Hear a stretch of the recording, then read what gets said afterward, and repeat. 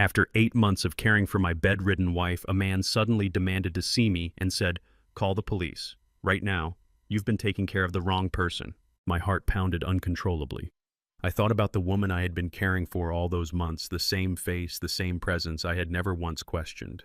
Then a chilling thought crept in: if she isn't my wife, then who have I been taking care of all this time? This story starts quietly, but it won't leave you unchanged. Before we begin, leave a quick comment. Where are you listening from and what time is it there? I read every one. Quick note, some details are fictionalized to strengthen the message, but what truly matters is the lesson at its heart. My hands know the exact temperature before the thermometer confirms it, 37.5 degrees Celsius. Not 37, not 38. Paralyzed skin burns easier than you'd think, and after 8 months of this routine, I've memorized the precise measurements that keep my wife alive. I'm Forrest Emerson, 57 years old, a Boeing 777 captain with 23 years at the airline, and these days my hands are steadier, measuring bathwater than they ever were landing planes in crosswinds. 6:15 in the morning. I got home from Tokyo 14 hours ago, slept 3 hours, and now I'm preparing the sponge bath. The hospital bed sits in our living room by the window, the one that used to look out on our garden. Now it looks out on medical supplies. The woman in the bed blinks once when I ask if she's ready. 1 blink means yes. 2 blinks mean no. That's how we communicate now. She's been like this since March, since the accident at Westheimer and Post Oak during the rain. Shelby Emerson, my wife of 27 years, 55 years old. Auburn hair now limp against the pillow, green eyes that used to light up when I walked through the door. I test the water on my wrist like you would for a baby. Perfect. I dip the sponge and begin with her left arm, the way the physical therapist taught me. Slow, gentle strokes. The spinal injury was at L3 to L4. Complete paralysis from the waist down. Partial sensation in the upper body, but she can't move, can't speak, can't do anything except blink. I'll tell you about the flight, I say, because silence feels worse than one-sided conversation. Turbulence over the Pacific. Nothing serious, just enough to spill coffee in business class. There was a passenger in 14C who reminded me of your father. Same way of folding his newspaper, same reading glasses. She blinks once, listening. I change the dressing on her lower back where the surgical scars are still healing. 8 months, and they're still not fully closed. I work carefully the way I run through pre-flight checklists. Gauze antiseptic tape, everything in order, everything precise. Do you remember? I ask, wiping her face with a warm cloth, the first time we went to Tokyo together. For our anniversary, the cherry blossoms at Ueno Park. She looks at me. 2 seconds pass, then she blinks once. I pause, just for a moment. 2 seconds isn't long, but Shelby would have answered that instantly. We spent 3 days in Tokyo for our 10th anniversary. She cried when the petals fell, but maybe I'm imagining things. Fatigue does strange things to perception. I finish the bath, dress her in a clean gown, and start on breakfast. Pureed oatmeal. She can swallow, but solid food is too risky. I feed her with a small spoon, wiping her chin between bites the way you would with a child. What does devotion look like? It looks like knowing the exact temperature that won't burn paralyzed skin, the exact angle that prevents bed sores, the exact rhythm of a life that isn't yours anymore. It looks like coming home from flying 700 people across an ocean and measuring bath water before you've even taken off your uniform. The first time I met her sister, I thought I was seeing a ghost. January 2023, 14 months ago, her father's funeral at Memorial Oaks in Houston. I'd been married to Shelby for 26 years, and I'd never met her twin. She'd mentioned Yolanda a handful of times over the decades, always in passing, always with a tightness in her voice that made me stop asking questions. But there she was at the funeral, Yolanda Vincent, 55 years old, walking through the door of the funeral home, and I actually stepped back. Same height as Shelby, same auburn hair, same green eyes, same small mole on the left cheek. Identical twins, separated as children when their parents divorced. One grew up with their mother in Dallas, one with their father in Houston. 15 years of minimal contact. Shelby saw her and froze. No hug, no tears. They stood 3 feet apart like strangers who happened to share a face. Yolanda's eyes swept the room, landed on me, and she walked over. No condolences, no introduction. Her first words to me were, "Do you know how the will is divided?" I blinked. "I'm sorry. My father's estate. Shelby gets half, I assume. Do you know the specifics?" She said it the way you'd ask about the weather. Clinical. Detached. I looked over at Shelby, who was staring at the casket with tears running down her face, and then back at this woman with her face who hadn't shed a single tear. I don't know the details, I said. This isn't really the time. Of course. She smiled, but it didn't reach her eyes. We'll talk later. After the service, Shelby explained in the car. She grew up with our mother. We're not close. Don't mind her. Grief makes people strange. I thought grief looked different than that, but I didn't push. Now, sitting in our living room in December 2024, wiping oatmeal from my wife's chin, I think about that moment differently. 8 months. I've been doing this for 8 months. The accident happened in March. I was flying Sydney to Los Angeles when I got the call. Yolanda called me. Not the hospital, not the police. Yolanda, who I'd met exactly once, who had my number somehow, who told me Shelby had been in a car accident and was in surgery at Memorial Hermann. By the time I landed and got to Houston, Shelby was already in the ICU, paralyzed. Yolanda was in the waiting room. She stayed, offered to help, said she felt guilty for all the years they'd been apart, wanted to make up for lost time. She moved into our guest room for what she said would be a few weeks. 8 months later, she's still here. I finish feeding my wife and clean up the breakfast dishes. She blinks twice when I ask if she needs anything else. No. That hesitation. 2 seconds before she answered about Tokyo. At the time I barely noticed, but now it sits in my chest like turbulence I can't shake. I tell myself I'm imagining things. Exhaustion from the red eye, nothing more. But I didn't ask why Yolanda wanted to know about the will. I didn't ask why she appeared at the hospital so quickly after the accident before I even landed. I didn't ask why a woman who hadn't seen her sister in 15 years suddenly offered to stay and help for a few weeks.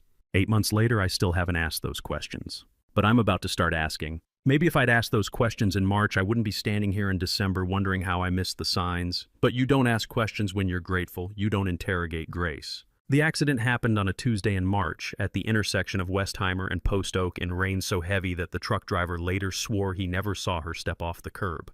The police report said she was in the crosswalk. The light was green for pedestrians. The truck was a semi-hauling construction equipment and the driver was looking at his phone when he ran the red. Shelby was thrown 15 feet. The impact fractured her spine at L3 to L4.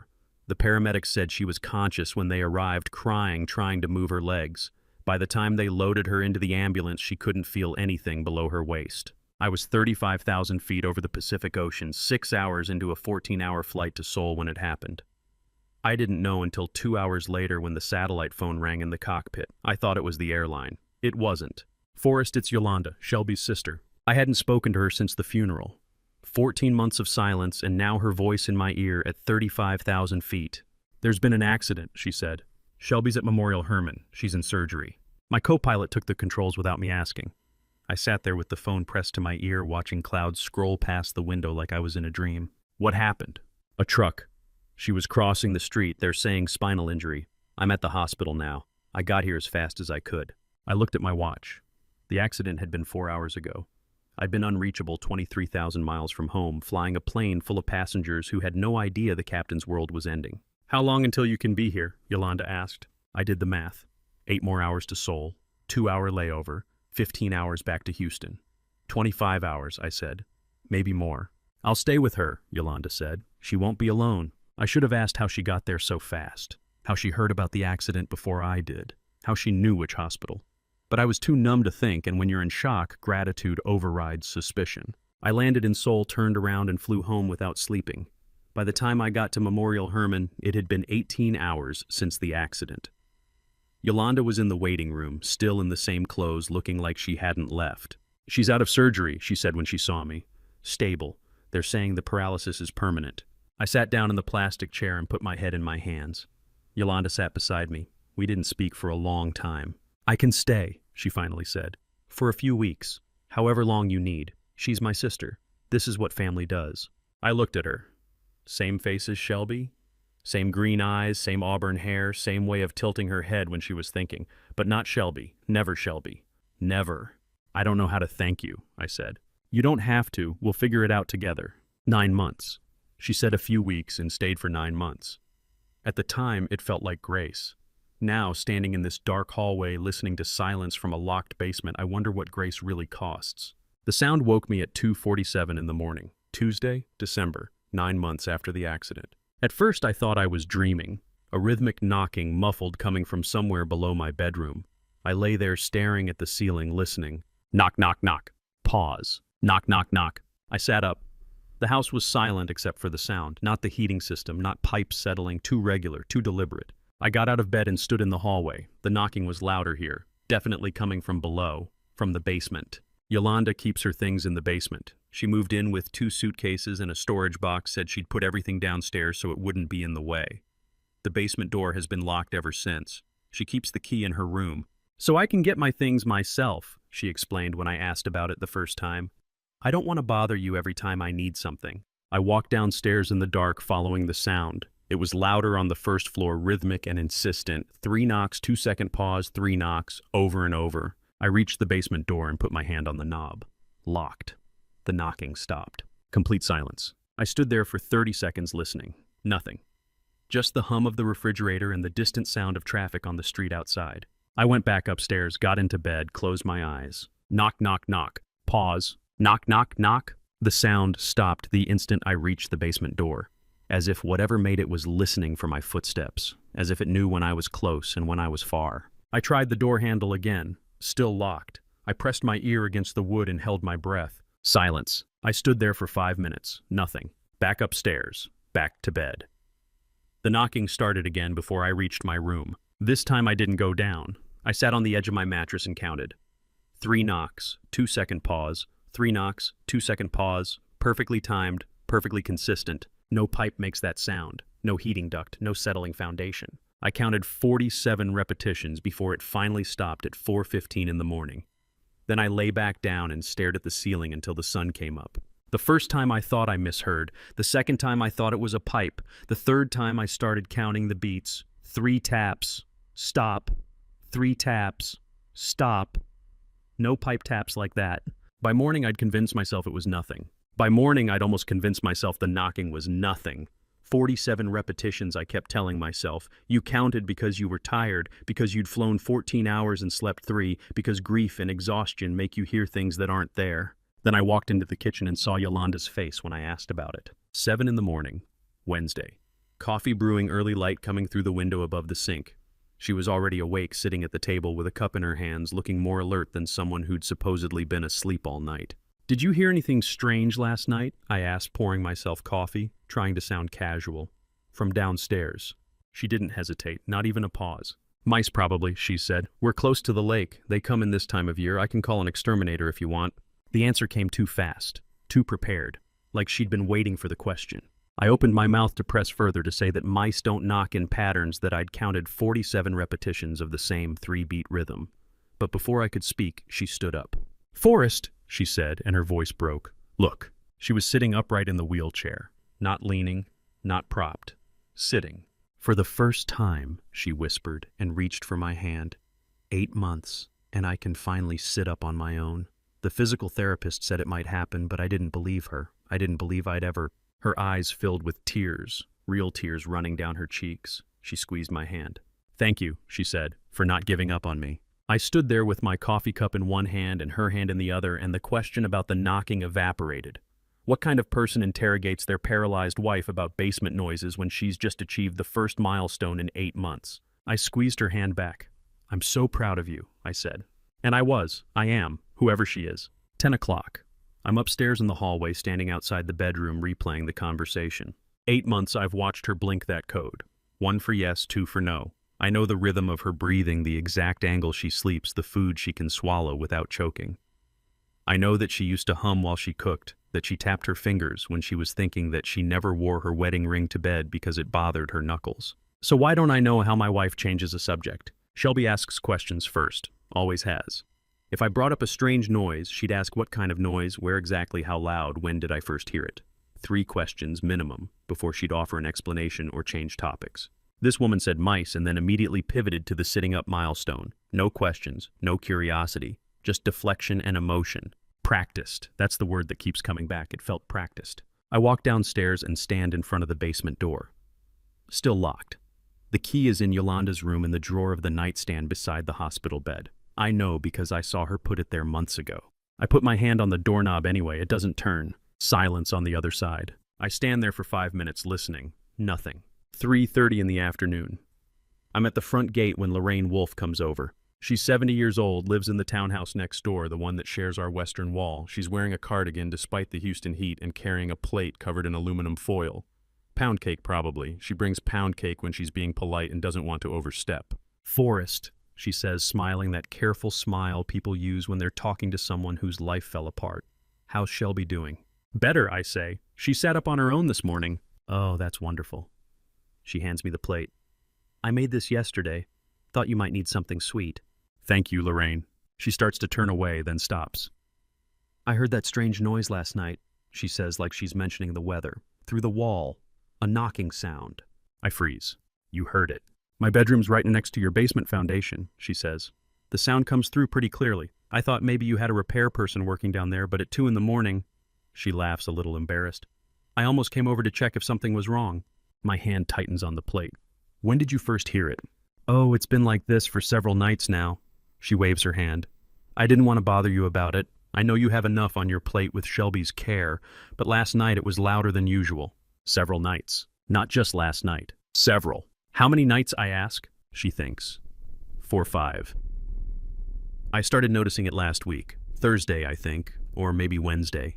She looks at me more carefully now. Is everything okay? Yes, I lie. I'll check the pipes, probably just the heating system. In December? She frowns. Well, if you say so, let me know if you need anything. She walks back to her house and I stand at the gate holding the pound cake, doing the math. Last Wednesday I was flying to Tokyo. I left Tuesday afternoon and didn't get home until Thursday morning, 40 hours away. The knocking happened while I was gone. Last Thursday I was home, but I slept from 6 in the evening until 6 the next morning. 12 hours of dead sleep after 2 back-to-back international flights. The knocking happened and I didn't hear it. Friday and Saturday I was home. No knocking, or at least I didn't hear any. Sunday I flew to Seoul, came back Monday. Tuesday night, last night, I heard it for the first time. 47 repetitions of 3 knocks, 2-second pause, 3 knocks. She heard it. Not just one night, several nights. And she's looking at me with an expression that wants to ask something but doesn't dare. I walk back inside and close the door. She heard it. Not just last night, several nights, through the shared wall while I was flying across the Pacific while I was asleep after 18-hour shifts. The knocking doesn't stop when I'm gone. It continues. Someone is down there and they're not trying to get out when I'm away. They're trying to reach me specifically. If someone is trying to reach me from that basement, I need to know why, and I need to know who's stopping them. Wednesday evening. The will sat in front of me under the yellow desk lamp in my second-floor office. A document I'd never read carefully because when your wife is paralyzed, inheritance feels like counting money at a funeral. But now I needed to know. I found it in the filing cabinet under estate documents. Her father died 14 months ago. The will was executed in probate court 3 months later while Shelby was still recovering from the initial surgeries before she'd been moved from the hospital to our home. I opened it and started reading. Page 3. Distribution of assets. To my daughter, Shelby Vincent Emerson, I leave the entirety of my estate, including but not limited to all real property investment accounts and personal assets totaling approximately $12 million. I read it again. Then I flipped through the remaining pages. 8 pages total. Yolanda's name appeared exactly 0 times. $12 million, everything, to Shelby. Nothing to the other twin? I sat back in my chair and thought about the funeral, about Yolanda walking up to me before the service even started, before she'd said hello to her sister, before she'd looked at the casket. Do you know how the will is divided? That was her first question. Not how are you holding up, not I'm sorry for your loss. The will. At the time I thought she was being tactless. Grief makes people say strange things, I told myself. But she wasn't grieving, she was calculating. $12 million to one daughter, 0 to the other. And 3 months later, when Shelby was hit by that truck when I was on a plane over the Pacific Ocean, Yolanda was at the hospital before I even knew there'd been an accident. She offered to stay and help. A few weeks, she said. 8 months later, she's still here. I closed the will and stared at the wall. No one provides round-the-clock care for their sister for 8 months without compensation. Not when they haven't spoken in 15 years. Not when they were left out of the will entirely. What does selflessness look like? Does it look like a woman who ignored her sister for 15 years suddenly sleeping on a cot beside her hospital bed, changing her diapers, feeding her pureed food, washing her hair in a hospital sink? Or does it look like patience, like someone waiting for something, planning something $12 million is worth waiting for? But how Shelby inherited the money. Not Yolanda. The will is clear. Even if Shelby dies, the estate passes to me as her spouse, not to her sister. Unless. I stood up and walked to the window. Looked down at the driveway where Yolanda's car sat beside mine. Unless there's something I don't know, some angle I haven't seen. The knocking, the hesitation about Tokyo, the way she changes subjects. All of it connected to $12 million. Thursday morning, I arrived at IAH Terminal E at 5:30 for the 6:45 flight to Seoul. Checked in, went through security, walked to the gate. Basil Pierce was already there. He's been my co-pilot for 15 years, 56 years old, with laugh lines around his eyes and a coffee habit that makes mine look reasonable. We've flown together so long we don't need to talk much. Just nod, check the flight plan, and go. But we didn't go. At 6:15, the gate agent made the announcement. Mechanical issue, hydraulic leak in the number 2 system. Flight canceled. Rebooking available for tomorrow, or they could put us on the evening departure if we wanted to wait. I'm taking the day, Basil said, heading toward the crew lounge. See you next rotation. I grabbed my bag and walked back to the parking garage. I didn't call ahead, didn't think to, just drove home on instinct. 10:15 in the morning. I pulled into the driveway. Yolanda's car was there. I walked to the front door, quietly, key already in my hand. The house was quiet. I opened the door, stepped inside, and heard her voice coming from the living room. The door was partially open. She was on the phone. The voice that came through that door wasn't the voice of someone who needed help sitting up. It was the voice of someone giving orders. Told you it needs to be done by the 15th, no later. I don't care what he. I stepped into the doorway. She saw me. Her voice switched, mid-sentence, instantly. Yes, doctor, I understand. Thank you for calling. She hung up, looked at me. Her face was calm, but her hand on the phone was white-knuckled. You're home early? She said. The voice was breathy now. Weak. The voice I'd been hearing for 8 months. Flight got canceled, I said. Mechanical issue. Oh, she smiled. Well, I'm glad you're safe. That was Dr. Barton calling about the new medication. He wants to adjust the dosage. I stood there looking at her. Same face as Shelby. Same auburn hair pulled back, same green eyes, same way of holding her head when she was trying to look innocent. But the voice I'd heard through the door wasn't Shelby's voice. It wasn't a paralyzed woman's voice. It was sharp, decisive, authoritative. And then it switched, like flipping a switch, from healthy to sick in one breath. Do you need anything? I asked. No, I'm fine, just resting. Okay. I walked upstairs to my bedroom and closed the door. That night I couldn't sleep. I went back downstairs at 11 and sat in the chair beside the hospital bed.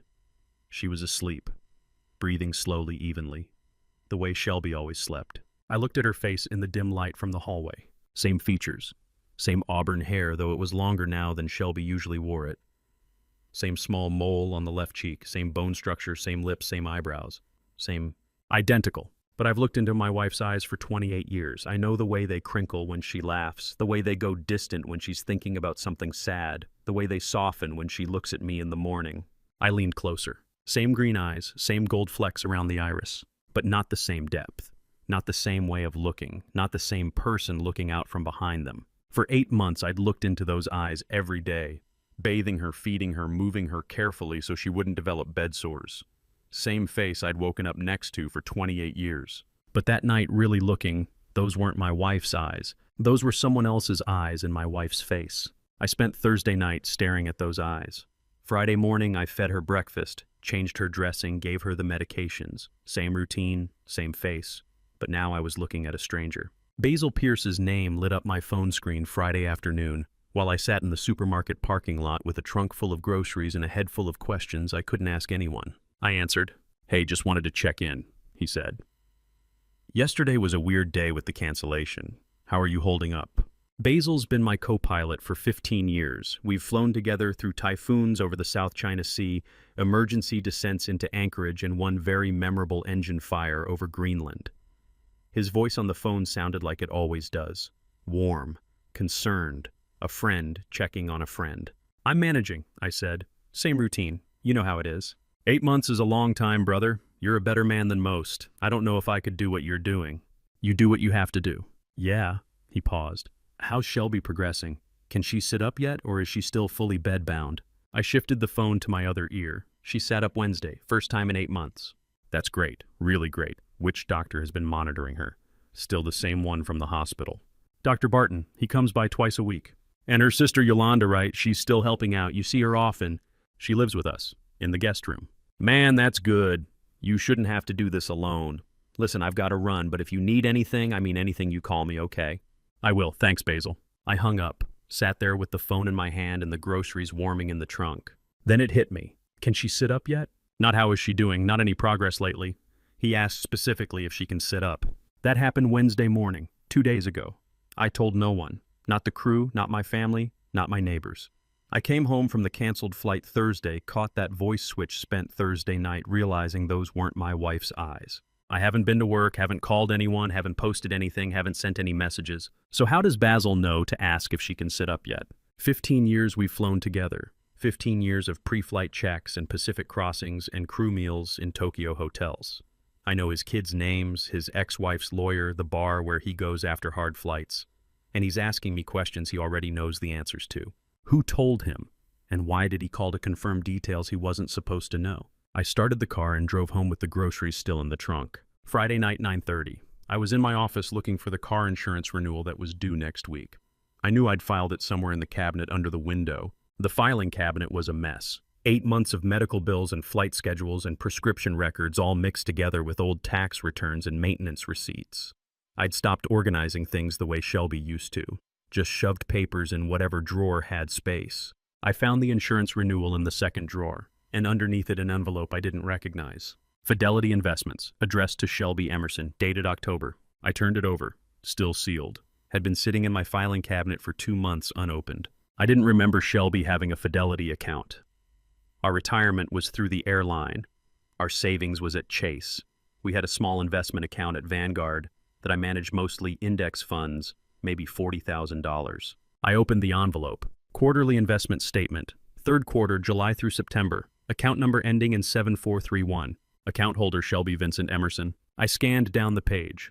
Holdings. A long list of stocks I recognized: Apple, Microsoft, Amazon, and some I didn't. Cryptocurrency, bonds, real estate investment trusts. At the bottom of the second page, account balance as of October 31st, $6,487,231. I read it again. Then I sat down in the chair and read it a third time. $6.5 million. My wife had an investment account worth $6.5 million, and I never knew it existed. I flipped to the first page. Account opened August 2016, 8 years ago. While I was flying to Sydney and Tokyo and Frankfurt, while I was gone 200 days a year, Shelby was trading stocks, building a portfolio, accumulating wealth I knew nothing about.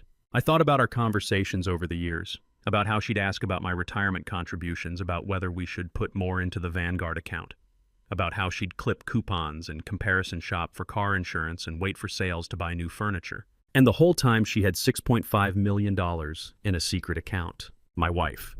The woman I thought spent her days waiting for me to come home from flights, had been quietly building a fortune I knew nothing about. I sat there holding that statement and thought about Yolanda at the funeral, asking how the will was divided.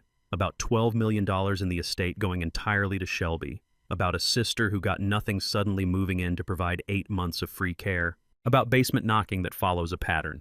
About eyes that aren't my wife's eyes. About a voice that switches from commanding to weak the instant she knows I'm listening. The $12 million inheritance was just the beginning. This $6.5 million in secret holdings, this was the real target.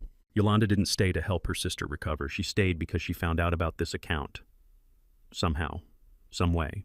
And if the woman in my living room isn't Shelby, if those eyes belong to Yolanda pretending to be her twin, then she needs access to this account.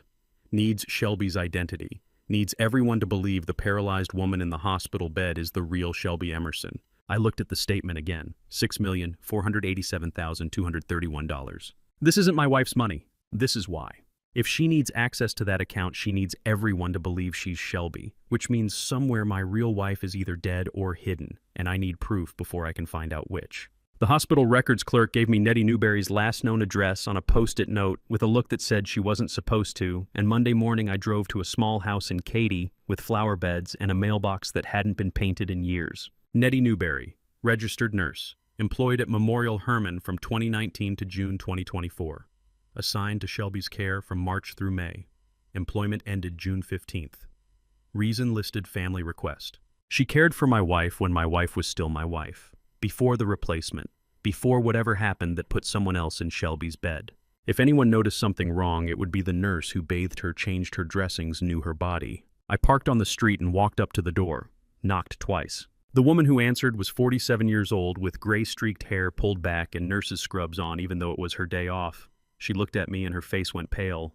"Mr. Emerson," she said. She knew who I was, which meant she'd been thinking about this for months. "Ms. Newberry, I needed to talk to you about my wife. I can't help you. I was asked to leave your wife's care. I signed something. I can't. She started to close the door. Please, I said. 5 minutes. I just need to ask you about the first 3 months, before you left. She stopped, looked at me with the kind of guilt that comes from knowing something's wrong and being paid to forget it.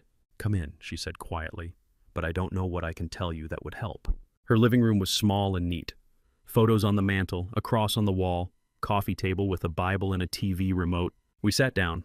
She folded her hands in her lap like she was about to confess something. Why did you leave? I asked. Your wife's sister asked me to. Said the family wanted to handle the care themselves. Gave me a severance check and asked me to sign a non-disclosure agreement. How much? She looked down. $3,000. I sat back. $3,000. That's what they paid her to look the other way. I spend more than that on 1 month of medical supplies. They bought silence cheap and almost got away with it. Did you notice anything strange? I asked. Before you left. She was quiet for a long time. The replacement nurse, she finally said. The one they brought in to take over. The way she looked at your wife. Not like a nurse. Like, she stopped. Like she was studying her. Taking notes. When was this? Late May, early June. Your wife's sister introduced her. Said she'd be helping with the transition when they moved your wife home from the hospital annex. What was her name? I don't remember. She didn't last long. By the time I left, she was gone too. I leaned forward. Ms. Newberry, I think the woman in my house isn't my wife. I think someone switched them. I need proof. Did you keep any records? Deeds. She stood up, walked to the hallway, came back 2 minutes later carrying a cardboard box. Her hands were shaking. They paid me to leave quietly, she said, setting the box on the coffee table. They paid me not to ask questions, but I couldn't destroy these. I photocopied everything before I left. Every medical record, every lab result, every intake form. She opened the box. Inside were manila folders organized by date, March through June, hundreds of pages. My conscience wouldn't let me throw them away, she said. I knew something was wrong. I didn't know what, but I knew. I pulled out the first folder. March 2024. Hospital intake forms from the day of the accident. Patient name, Shelby Vincent Emerson. Age 55, height 5 feet 6 inches, weight 132 pounds, blood type O negative. I read it twice.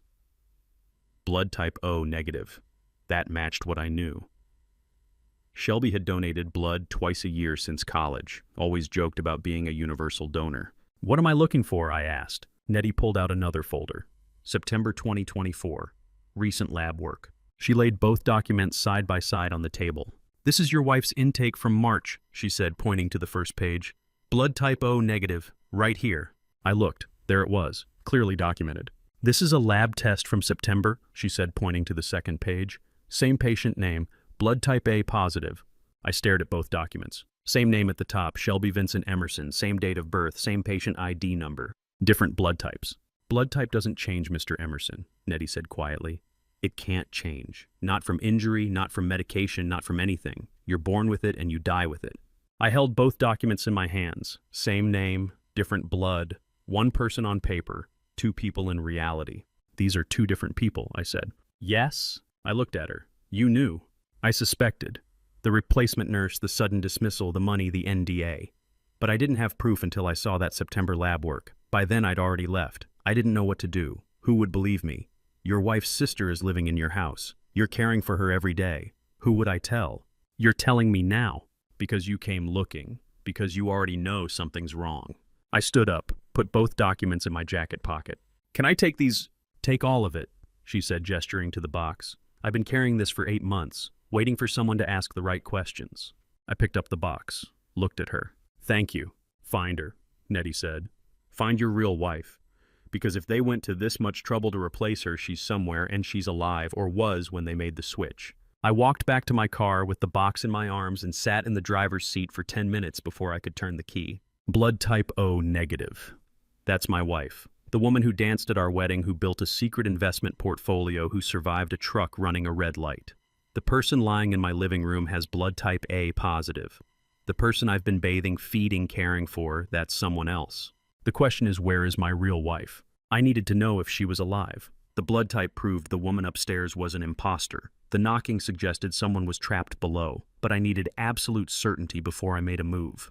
The hardest thing I've ever done wasn't landing a 777 in a typhoon or watching my wife's spine shatter in a hospital MRI. It was walking back into my house Monday afternoon with blood type proof in my pocket and smiling at the woman in my living room like I didn't know she was a stranger. "I'm home," I called out, setting my keys on the counter. She was in the hospital bed where I'd left her. Same auburn hair, same green eyes, same face I'd kissed for 28 years. "How are you feeling today?" I asked, walking over. "One blink? Yes." "Any pain?" "Two blinks. No."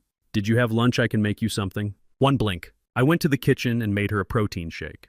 Blended it smooth the way she likes. Brought it back with a straw. Fed her, slowly wiping her mouth between sips. All the while thinking your blood type is A positive. My wife's blood is O negative. You are not her. "Let me adjust your pillows," I said. "You look uncomfortable." I lifted her shoulders, gently rearranged the pillows behind her back, lowered her down carefully. My hands touched her skin. Warm, real, human. But not my wife. How do you act normal when you know? How do you adjust pillows and ask about pain and smile when you're touching someone wearing your wife's face like a mask? I sat down in the chair beside her bed. 3 o'clock in the afternoon. Light coming through the window. Normal domestic scene. "Do you remember," I said casually, "that night we were stuck in Galveston? Must have been about 10 years ago. The rain was so heavy we could barely see the road." I watched her eyes. "Our car broke down on the Seawall Boulevard. We had to call AAA. Waited 2 hours in that parking lot. No reaction, just listening, same way she always listened. We finally got to that restaurant by the water," I continued. "You were starving. We ordered lobster, big ones. I can still remember the taste. That was a good night, wasn't it?" I paused. "Do you remember?" 2 seconds of silence. I counted them. 1, 2. Then she blinked once. "Yes, I remember." I smiled, nodded, reached out and squeezed her hand. "I thought you'd remember," I said. That was special. Inside, I was screaming. Shelby has been severely allergic to shellfish since 2009. Developed it suddenly after our anniversary trip to Maine. Lobster, crab, shrimp, any of it sends her into anaphylactic shock within minutes. She carries an EpiPen in her purse. Won't eat at seafood restaurants. Won't even walk past the fish counter at the grocery store because the smell makes her anxious. That night in Galveston, we didn't eat lobster. We ate tilapia at a roadside diner called Pete's. She ordered it grilled with no seasoning because she was worried about cross-contamination. The woman in this bed just agreed to a memory that never happened. 100% confirmation. "I'm going to make dinner," I said, standing up. "Chicken okay?" 1 blink. I went upstairs to my bedroom and sat on the edge of the bed with my head in my hands. Tuesday morning, 3:12 a.m. I was lying awake staring at the ceiling when I heard it. Knock, knock, knock. Pause. Knock, knock, knock. I sat up. This time I didn't dismiss it. Didn't tell myself it was pipes or mice or the heating system. I listened. 3 knocks, 2-second pause, 3 knocks, 2-second pause. Regular as a heartbeat, deliberate as a message. I got out of bed and walked to the hallway.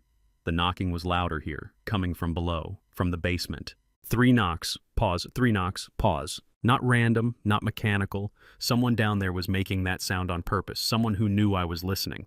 I walked downstairs in the dark.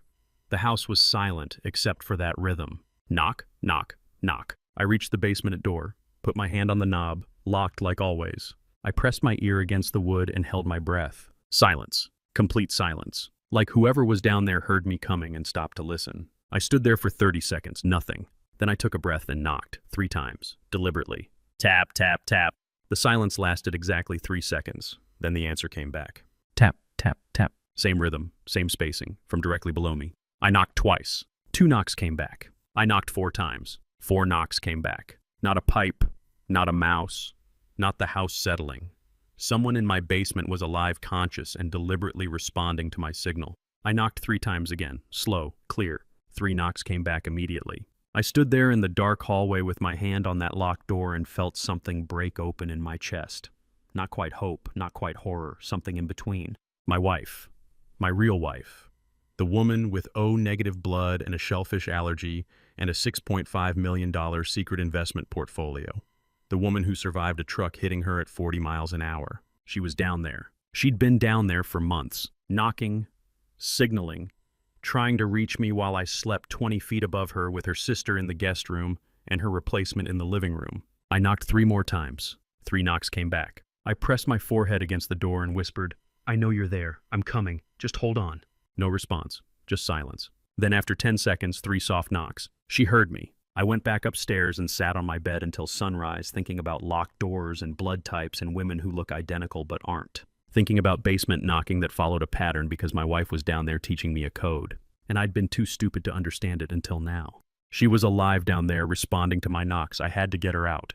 But first I had to understand what I was dealing with. I came downstairs Wednesday morning planning to act normal for another day, and Yolanda smiled at me from her hospital bed and said she'd hired someone to fix the noises.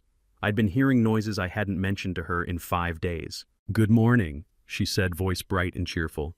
"I have good news. I hired a plumber to come look at those noises. He'll be here at 9. I stopped halfway to the kitchen. "What noises?" "The ones from the basement. I know it's been bothering you. I can see it in your face. I want you to stop worrying." I hadn't mentioned the basement since Monday morning when she'd dismissed it as mice. 5 days ago. I'd tested the knocking at 3 in the morning, gotten responses, confirmed someone was down there, but I hadn't said a word to her about it. So how did she know I was still concerned? "You didn't have to do that," I said carefully. I'm sure it's nothing." "I want to help. You do so much for me." I smiled, nodded, walked to the kitchen, and made coffee with hands that wanted to shake. 9 o'clock. The doorbell rang. Frank Hooper stood on the porch in his 50s with a Houston Plumbing Services patch on his shirt and a tool belt that looked well used. He had the kind of confident smile that comes from being paid to say exactly what the customer wants to hear. "Morning. I'm here about the noise complaint," Yolanda explained from her bed. The noises, the knocking, how worried I'd been. Frank nodded knowingly. "Old houses settle, make all kinds of sounds. I'll take a look." "The key is right here," Yolanda said, gesturing to the nightstand. She had a basement key on the nightstand, right there in plain sight. Frank took the key, walked to the basement door, unlocked it, disappeared down the stairs. I sat in the chair beside Yolanda's bed and waited. 20 minutes. 20 minutes. I sat in my living room making small talk with a woman wearing my wife's face while a stranger walked around the basement where my real wife was imprisoned. Footsteps below us, metal clanging, tools scraping. I couldn't follow without raising suspicion, couldn't ask what he was seeing. I just had to sit there and wait and pretend I wasn't screaming inside. "How have you been feeling today?" I asked. 1 blink. "Good." "Any pain?" 2 blinks. "No." Below us, something heavy scraped across concrete. At 9:25, Frank came back up carrying a section of white PVC pipe about 2 feet long. Some corrosion on the outside, a loose fitting on one end. "Found your problem," he said, holding up the pipe. These old PVC pipes expand and contract with pressure changes. Temperature drops at night. Pipes vibrate against the mounting brackets. Makes knocking sounds. He set the pipe on the coffee table. "I replaced the worst section, tightened all the fittings. Should be quieter now. Houses near the water table get this all the time. Nothing unusual." He handed me an invoice, $240, professional handshake, confident smile. "You folks have a good day?" I stared at the pipe on the table. Yolanda looked at me with manufactured concern. "See, it was just the pipes. You've been too stressed, sweetheart. You're hearing things that aren't there, worrying too much." I picked up the pipe. The corrosion was real. The loose fitting was real. This was an actual pipe from an actual basement, just probably not from the area where my wife is locked away. "Maybe you need a break," Yolanda continued. "This caregiving, it's exhausting you, making you imagine things." I set the pipe down. "You're right. I've been pushing myself too hard. Thanks for taking care of this." "I love you," she said. "I want you to be okay." "I know." I went upstairs to my office and closed the door. Monday morning I asked her about the basement noise. She said mice. I didn't bring it up again. Tuesday at 3 in the morning I went to the basement door. Knocked. Got responses. Reciprocal communication. I didn't tell her about that. Didn't mention it. Didn't say a word. Wednesday morning she announces she's hired a plumber to fix the noise I'm supposedly still worried about. How did she know? She knows I'm suspicious. And she just showed me she's prepared for everything. The plumber, the pipe, the concerned performance. All of it rehearsed. All of it designed to make me think I'm losing my mind. Cameras. Has to be cameras. Hidden somewhere in this house, maybe in the hallway, maybe in my bedroom, maybe in the living room where I sit and feed her. She saw me at the basement door at 3 in the morning, saw me press my ear to the wood, saw me knock, saw me wait for responses. Then she called a plumber first thing in the morning to get ahead of it, to control the narrative, to gaslight me before I could ask more questions. I stood up and walked to the window, looked down at the driveway where Frank Hooper's van was pulling away. Every room in this house could be monitored. Every conversation, every movement, every expression on my face when I think I'm alone. I'm not investigating her in secret. She's watching me investigate her. Every step I take, she's already seen it. Every question I want to ask, she's already prepared the answer. Every doubt that crosses my face, she's already planning how to explain it away. I went back downstairs, smiled at her, asked if she needed anything, adjusted her pillows, played the devoted husband, all while knowing that somewhere in this house a camera was recording every second. And she was watching, studying, calculating her next move. I'm not playing chess with someone who's ahead. I'm playing chess with someone who placed all the pieces before the game even started. If she was watching everything I did at home, I needed help from somewhere she couldn't see. Somewhere outside her surveillance. Somewhere I could speak the truth out loud without cameras recording it. Friday morning, I sat in my car outside a midtown office building with Nettie's medical records in a manila envelope, knowing that asking for help meant trusting someone when trust had become the one thing I couldn't afford. I'd found him online. Clyde Shelton Private Investigations. Small website, basic design, discreet confidential results-oriented, office address in Midtown Houston, reasonable rates. Nothing flashy, nothing that screamed scam or amateur. Just a man with an office who promised to find truth for money. I got out of the car and walked into the building. Elevator to the 3rd floor. Door at the end of the hall with his name on frosted glass. I knocked. "Come in." The office was small. Battered metal desk, 2 chairs, water-stained ceiling tiles, a plastic ficus tree in the corner that had never been alive. Clyde Shelton sat behind the desk, 44 years old, with the kind of steady eyes that had seen things and the kind of calm that comes from knowing how to handle them. "Mr. Emerson," he asked. I'd called ahead.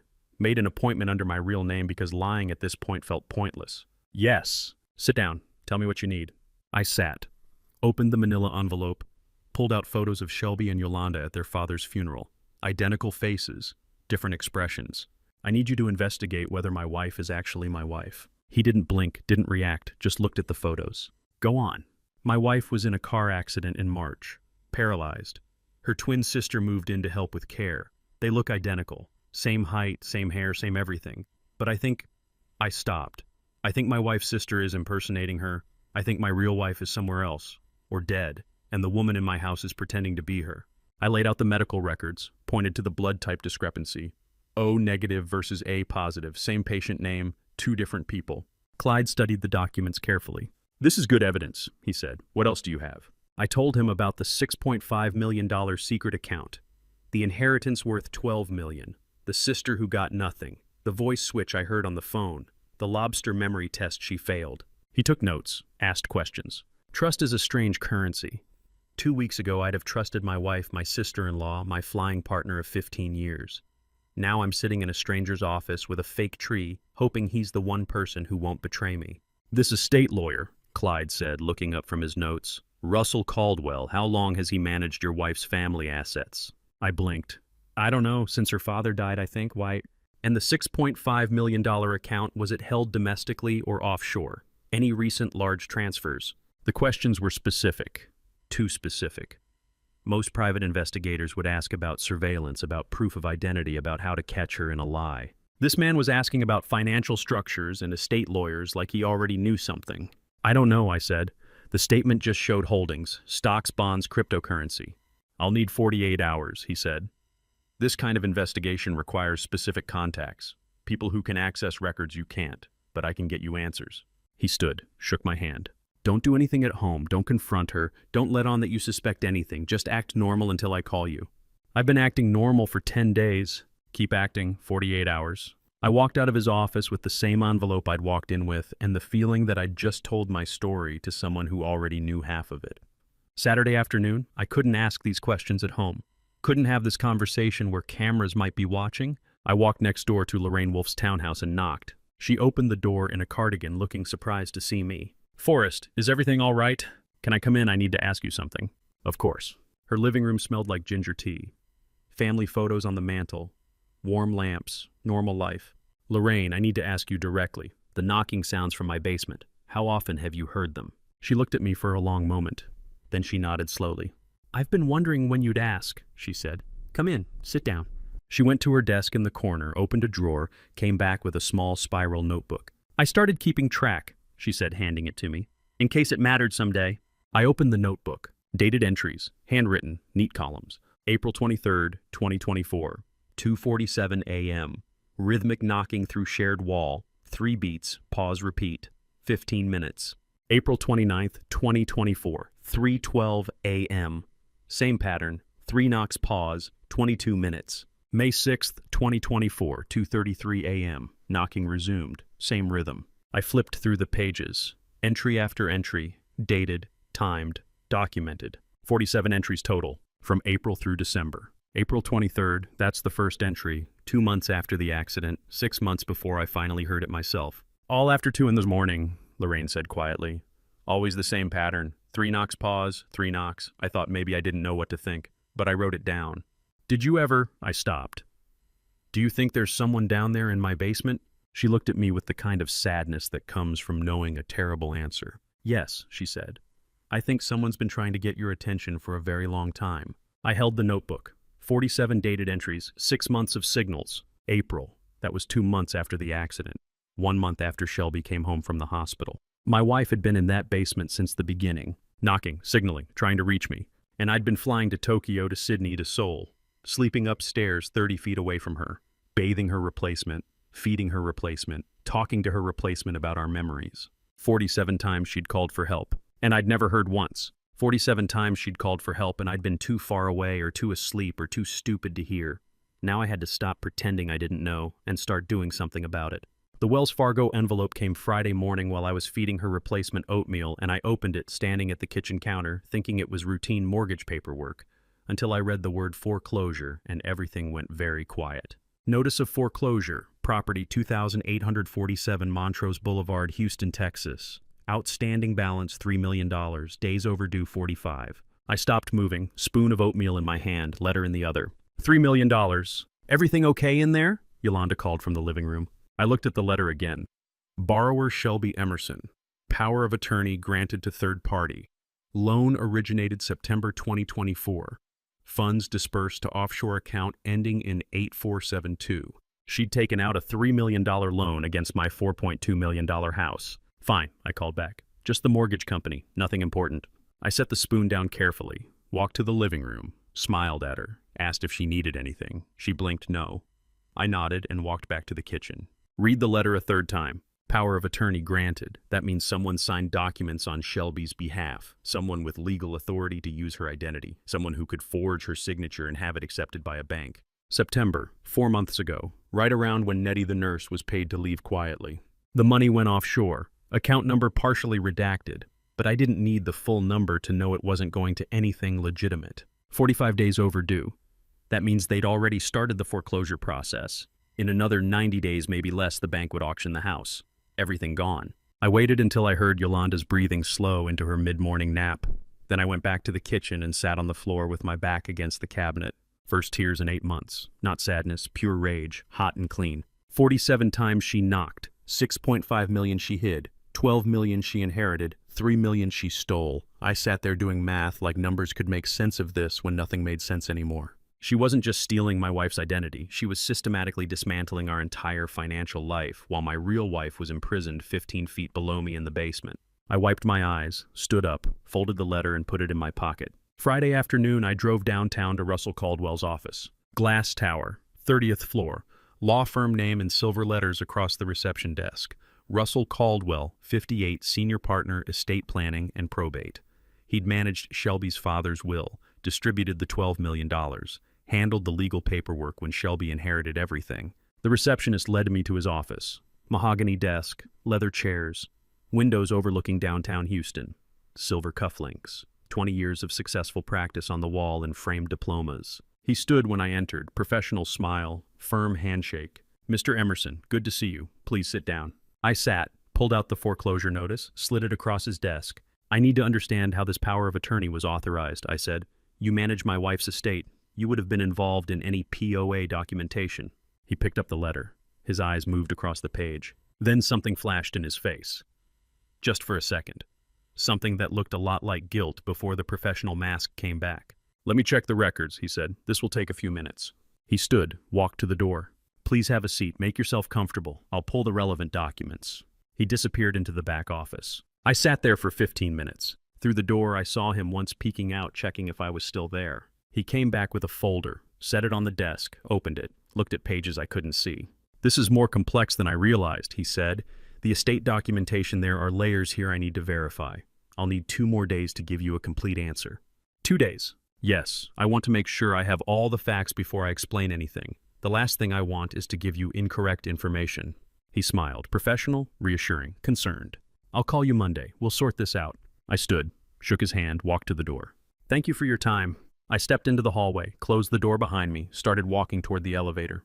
Then I stopped, turned around, walked back quietly, stood outside his door. The moment I stepped into the hallway, I heard his voice through the door, not checking records, not verifying documents, warning someone that I was asking questions. His voice was low, urgent, whispered.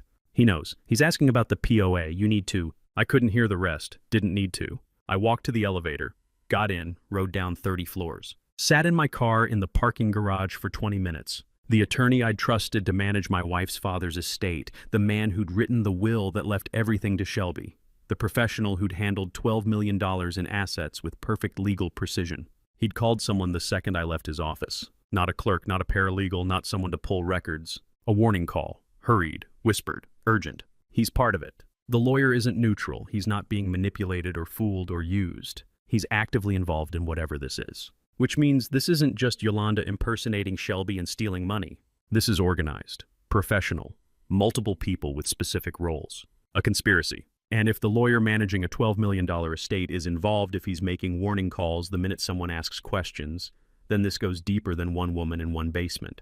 I started the car and drove home. Parked in the driveway, looked at my house, my $4.2 million house with a $3 million fraudulent loan and 45 days until foreclosure. My house where my wife was imprisoned in the basement and her sister was lying in the living room pretending to be paralyzed. My house that might not be my house much longer. I walked inside, smiled at Yolanda, asked if she needed dinner. She blinked yes. I made her soup, fed her carefully, wiped her mouth, adjusted her pillows, all while thinking about a lawyer in a glass tower making phone calls to people I didn't know about crimes I was just beginning to understand. The lawyer was part of it, which meant this wasn't random fraud.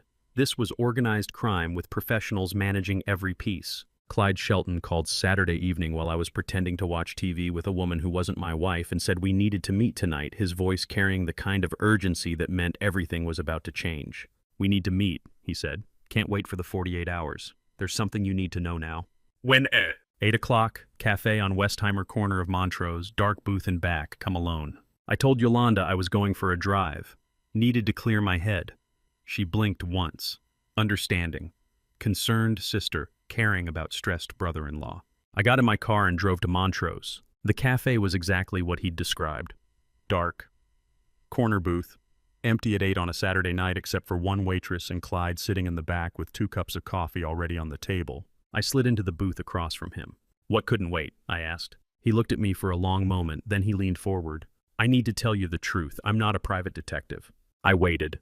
I'm FBI, special agent. I've been investigating Russell Caldwell for 14 months. The cafe was very quiet. Money laundering, he continued, through his estate law practice. He's been moving millions offshore through fraudulent trusts, fake probate cases, forged powers of attorney.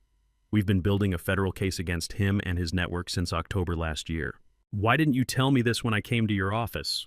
Because I didn't know if you were involved, didn't know if you were part of it or a victim. When you walked in talking about your wife's twin sister and blood type mismatches, I knew you were the missing piece. He pushed one of the coffee cups toward me. Your case, your wife's sister impersonating her, the fraud, the offshore accounts, it's not separate from Caldwell's operation. It's the same network. Personal identity theft linked to professional money laundering. That's what we've been missing. Proof of how the personal fraud connects to the financial structures. 14 months. While I was flying to Tokyo and bathing an imposter and hearing knocks I couldn't explain, federal agents were building a case. I wasn't alone. I'd been alone for 8 months, but I wasn't alone anymore. What do you need from me? I asked. Everything. All your evidence. Medical records, bank statements, the foreclosure notice photos of the twins. You give me that, I give you federal protection, expedited warrants, a team that can move fast. How fast? 5 to 7 days to coordinate, maybe less if we push. I looked at him across the table. Are you really FBI or are you still lying to me? He reached into his jacket. I tensed. He pulled out a badge, set it on the table between us. Yellow shield, 3 letters, FBI, Federal Bureau of Investigation, his photo, his name, Clyde Shelton, Special Agent. Real. Federal, he said. This investigation has been federal from the start, and now you're part of it. I picked up the badge, felt the weight of it, handed it back. My wife is in that basement, I said. She's been there since April, maybe longer. I need her out. I know, 5 to 7 days might be too long. I know that too. But if we move without proper warrants, without coordination, we risk the whole case. Caldwell walks, your sister-in-law walks, everyone walks, and your wife stays in that basement. He leaned forward. 5 days. Give me 5 days to do this right. Then we get everyone. The lawyer, the sister, everyone involved, and we get your wife out alive. I drove home at 9:30. Parked in the driveway. Sat there for 20 minutes. FBI, federal investigation, warrants, teams, resources I couldn't access alone. But 5 to 7 days. I went inside, smiled at Yolanda, told her the drive helped. She blinked twice for good, glad you're feeling better. I went upstairs and lay in bed staring at the ceiling. 3:22 in the morning, I gave up on sleep. Went downstairs in the dark, walked to the basement door, listened. Silence. I knocked 3 times, deliberate, clear. Waited in the darkness. 3 knocks came back, but weaker, fainter. Not the strong, desperate rhythm from last week. These were tired knocks, fading knocks. I pressed my hand flat against the door. "Honey," I whispered. "I know you're there. I'm working with the FBI now. Just a few more days. Can you hold on? Can you stay strong for me?" Silence. I waited. Then 2 small knocks. Tap, tap. Not 3. 2. 2 knocks. Not 3. She couldn't manage the third. Last week she knocked back everything I gave her strong, responsive fighting. Tonight she's fading. I stayed at that door until 4 in the morning with my forehead pressed against the wood, thinking about federal investigations and warrant timelines and coordination protocols, thinking about a woman who'd been imprisoned in a basement for 8 months, surviving on whatever food and water they gave her when they remembered, thinking about knocks that used to be strong turning into knocks that barely registered. Last week when I knocked 3 times, she knocked back 3 times. Clear, desperate, alive. Tonight I knocked 3 times and got 2 faint taps. She's dying down there. The FBI says they need 5 to 7 days to build the case, get the warrants, coordinate the raid with multiple agencies so nothing falls apart in court. 5 to 7 days of careful planning so we get convictions, so nobody walks on technicalities, so justice actually happens. I understand that. I respect that. I'm a pilot. I know about checklists and protocols and not rushing critical procedures. But my wife doesn't have 5 days. I told Clyde about the weak knocks, about how she's fading. He said we'd move as fast as legally possible. Then he told me to meet him Sunday afternoon at the FBI field office because there were things I needed to understand about why this happened. The folder Clyde slides across the desk is thick bank records, wire transfer logs, forensic accounting spreadsheets. We're in a conference room on the 8th floor of the FBI Houston field office, fluorescent lights humming overhead, and my mouth is dry from 3 hours of briefing without a water break. "Your wife's $6.5 million account," Clyde says. "That's the real target. The $12 million inheritance was just the opening act." He spreads documents across the table. "Let me show you the math your sister-in-law was doing. $12 million from the father's estate, $6.5 million in the secret fidelity account, $4.2 million in house equity, $8 million in life insurance if your wife dies. That's over $30 million. I stare at the numbers. $30.7 million, Clyde says.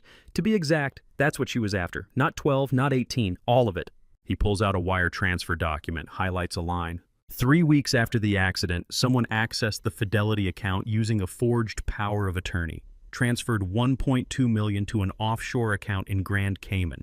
Our forensic accountant traced it. $1.2 million, I repeat. That's all she could get. Your wife set up 2-factor authentication on the account.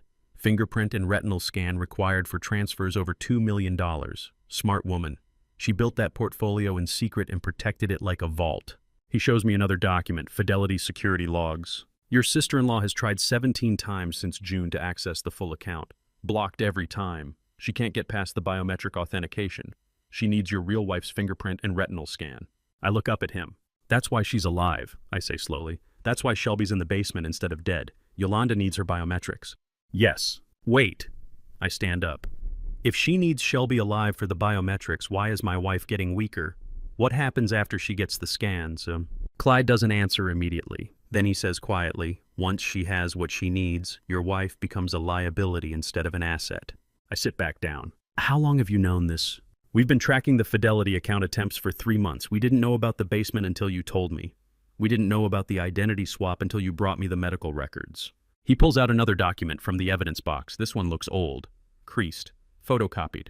"Last will and testament," he reads, dated May 14th, 2024. "I, Shelby Vincent Emerson, being of sound mind, do hereby bequeath my entire estate to my loving sister, Yolanda Marie Vincent." I take the document, look at the date. May 14th, I say. "That's 7 months before the accident," Clyde finishes. "Your wife's car was hit March 22nd, 2024. This will was forged 7 months earlier." He lays out more documents, phone records, meeting logs, bank statements.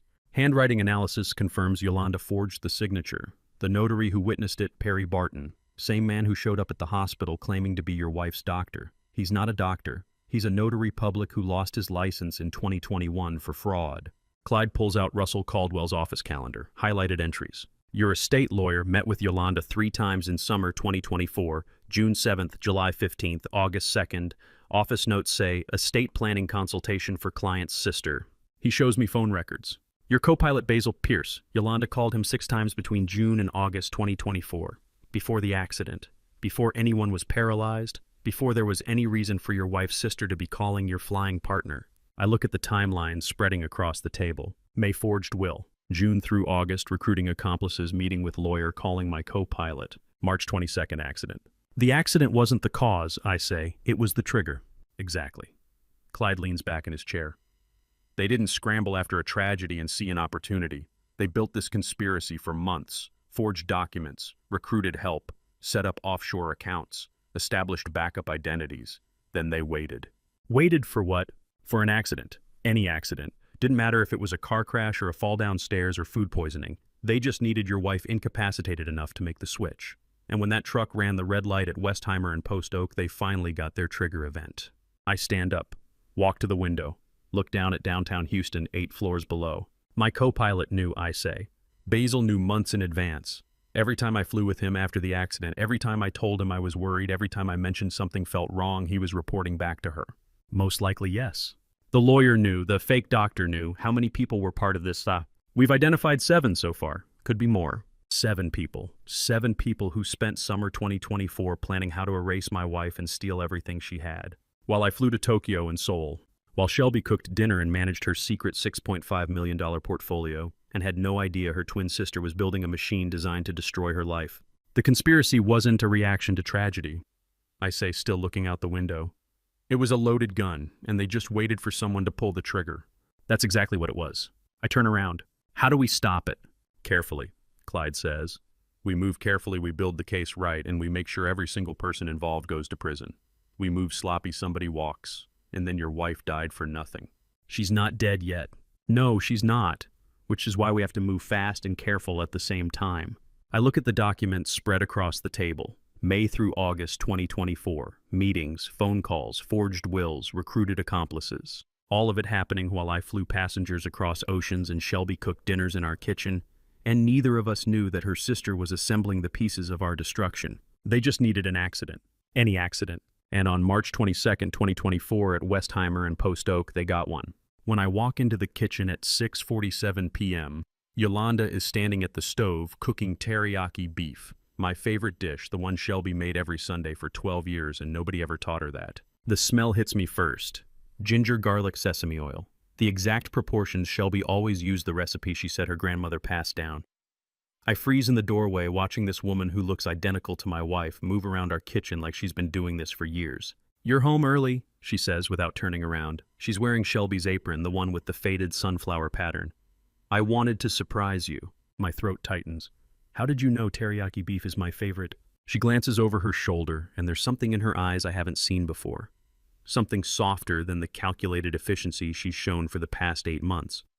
Shelby told me, years ago when we were still speaking. She said it was the first meal she ever cooked for you. The lie is smooth practiced, but I know the truth. Shelby and Yolanda haven't spoken in over 20 years. This woman learned my preferences some other way. Maybe she's been watching us longer than I realized. Maybe she studied every detail of our marriage before she ever stepped into it. She plates the food with careful precision, sets it on the table beside a glass of red wine. Sit down, Forrest. You've had a long day. I sit because standing feels dangerous right now. Every instinct screaming that this intimacy is wrong, but my body too exhausted to fight it. I've been thinking, she says, settling into the chair across from me. Not Shelby's usual seat, she's chosen mine, forcing me to sit where my wife used to sit. About us. About what happens after all this is over. After what's over, the recovery process. She reaches across the table, her hand covering mine. Her skin is warm, her touch deliberate. You've been so patient with me, Forrest. So kind. I know I'm not the same person I was before the accident, but maybe that's not entirely a bad thing. The words land like ice water. She's not pretending to be recovering Shelby anymore. She's positioning herself as the better version, the upgrade. I think we could be happy together, she continues. Really happy, without all the old baggage, all the arguments about money and my mother and whether we should have had kids. We could start fresh. I pull my hand back slowly, trying to keep my face neutral. Shelby and I never argued about having kids. Something flickers across her expression, irritation maybe, or fear that she's revealed too much. Of course not. I'm just confused. The medication. But the damage is done. She's shown me what she wants. Not just the money, not just the assets. She wants my life, my marriage. She wants to erase Shelby completely and take her place permanently. My phone buzzes in my pocket. I pull it out, grateful for the interruption. Agent Shelton's name on the screen. I need to take this, I say, standing up. Now dinner's getting cold. It's important. I walk out to the garage, close the door behind me. Agent Shelton?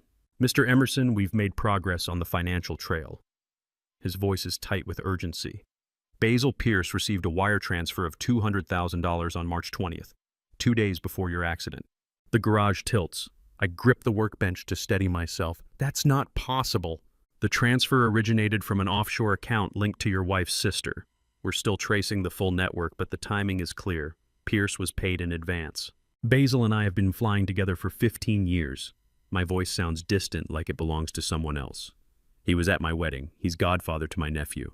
I know this is difficult, Shelton says, but the evidence is conclusive. Pierce made 6 phone calls to a burner number registered to Yolanda Vincent between June and August of last year. The recruitment happened months before the accident. I think about every flight we've taken together, every pre-flight check where Basil stood beside me, every landing where I trusted him with my life, every beer we shared after long hauls, every Christmas bonus I fought to get him. $200,000. That's what 15 years of friendship cost. Less than 0.7% of the total assets Yolanda was after. I know what you're thinking.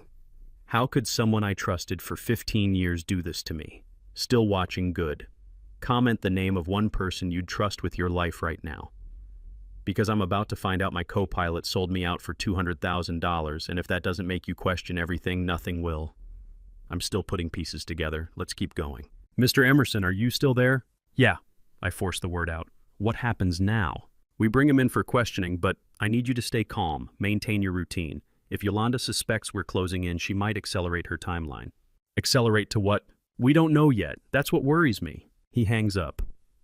I stand in the garage for 10 minutes, maybe 20, staring at the wall where Basil and I mounted our vintage propeller last summer. He'd found it at an estate sale, insisted we hang it together. Spent 4 hours getting the angle perfect. I didn't know whether to cry or be angry, so I sat in that parking lot and did nothing.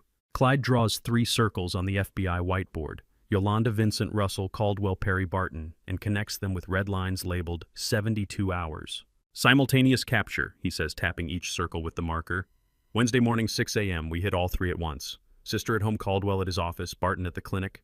No warning chain, no time for anyone to destroy evidence or run. I'm sitting in the conference room at Houston Field office, surrounded by agents I don't know, staring at my wife's name written in blue marker beside her sister's.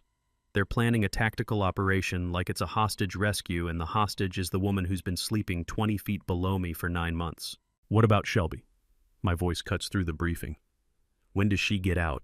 Extraction team goes in first, Clyde says. No, I stand up. My wife gets out first. Before you touch anyone else, you get Shelby out of that basement. You pull her to safety, get her medical attention, and only then do you arrest anyone. That's the condition. Clyde sets down the marker, studies me for a long moment, then nods. Extraction first. Medical team on standby. Your wife is priority 1. He slides a folder across the table. Your colleague Pierce cooperated fully. Gave us everything. Call logs, wire transfers, meeting dates, voice recordings. He's taking an immunity deal. The words hit like turbulence at 30,000 feet. Immunity. Full cooperation in exchange for no charges. He'll testify against all 3 conspirators. Without his evidence, we'd need 6 months of surveillance to build this case. His information saves your wife's life. I think about Basil sitting in some other conference room, probably in this same building, trading 15 years of friendship for a get-out-of-jail card, saving his own skin by burning everyone else, and somehow accidentally saving Shelby in the process. 15 years of friendship, I say quietly, and now he gets a free pass while his family loses everything. His wife filed for divorce yesterday, Clyde says. His airline suspended him pending investigation. He'll never fly commercially again. And he has to live with knowing he helped bury your wife alive for $200,000. I wouldn't call that a free pass. I look at the red lines on the whiteboard connecting Basil's name to Yolanda's, to the burner phone, to the March 20th wire transfer. Evidence that would have taken months to collect. Evidence that accelerated the rescue timeline from someday to Wednesday morning. Doesn't make me hate him less, I say. Didn't expect it would, Clyde replies. The briefing continues. Tactical entry points, medical protocols, evidence preservation. Floor plans of Russell Caldwell's law office, Perry Barton's clinic. A warrant signed by a federal judge. The details blur together until Clyde is shaking my hand, telling me to go home and act normal. Act normal. Sit across the dinner table from Yolanda tonight and tomorrow night smiling like I don't know she's a murderer. Like I didn't spend yesterday listening to her talk about our future together while Shelby was dying in the basement. How do you thank someone for saving your wife's life when you can't forgive them for endangering it? How do you process the fact that betrayal and redemption can be the same action? I don't have answers. I just have 48 hours to hold myself together. I drive home at 6 p.m. The house is dark except for the kitchen light. Yolanda is out, probably meeting with Russell to discuss their next move. I should eat something. Should sleep. Should prepare for Wednesday morning. Instead, I wait. At 2 a.m., I walk to the basement door. The hallway is dark silent except for the hum of the refrigerator in the kitchen. I sit down with my back against the door, the same position I've taken a dozen times over the past 2 weeks. The wood is cool against my shoulders. The air smells faintly of coffee grounds from the kitchen trash. "Honey," I whisper, "I know you're there. 2 more days. Can you hold on 2 more days?" Silence, then one knock from below, faint but deliberate. My throat tightens. When I fly the Pacific at night, I look down at the black water and I think about you. Every single flight, mile after mile of darkness and ocean, and I think about coming home. About walking through the door and you'd be there making coffee, reading on the couch. Every flight, Shelby. You're what I think about. Long silence. I close my eyes, press my palm flat against the door. "We're going to be all right," I whisper. "I promise. Wednesday morning. Just hold on." The silence stretches so long, I think maybe she can't respond, maybe she's too weak, maybe I'm too late, and these past 2 weeks of planning don't matter because 3 knocks, not the desperate hammering from 2 weeks ago, not the frantic plea for rescue. These knocks are slow, regular, steady. 3 knocks, like a heartbeat, like I'm here, like I trust you, like I'm not giving up. I sit there with my back against the door, listening to the silence, feeling the vibration of those 3 knocks still resonating through the wood. The clock on the wall ticks past 3 a.m., past 4. The sky outside the hallway window starts to shift from black to deep blue, that pre-dawn color that comes right before sunrise on long international flights. 48 hours until the raid. 2 more days of sitting at dinner tables with the woman who buried my wife alive, smiling like I didn't know. 2 more days of listening to Yolanda talk about our future while Shelby counted down her last hours in the dark. The 3 knocks came slow and regular like heartbeats. Not desperate, not frantic, just steady proof she was alive and listening. I sat on that hallway floor with my back against the basement door until 4 a.m. Couldn't sleep, didn't need to. Wednesday morning, 6 a.m., 48 hours. At 5:32 a.m., I hear Yolanda's bedroom door close. Too quiet, too careful. And through the crack under my door, I see the blue glow of a screen lighting the hallway. I lie still in bed listening. The house is silent except for the faint hum of the heating system and the soft tap of her footsteps on hardwood. She's not going downstairs. She's standing in the hallway just outside my door. The blue glow shifts, moves, phone or tablet. At 5:32 in the morning, standing in the hallway staring at a screen. I count to 60. The glow doesn't move. Whatever she's watching, it's holding her attention.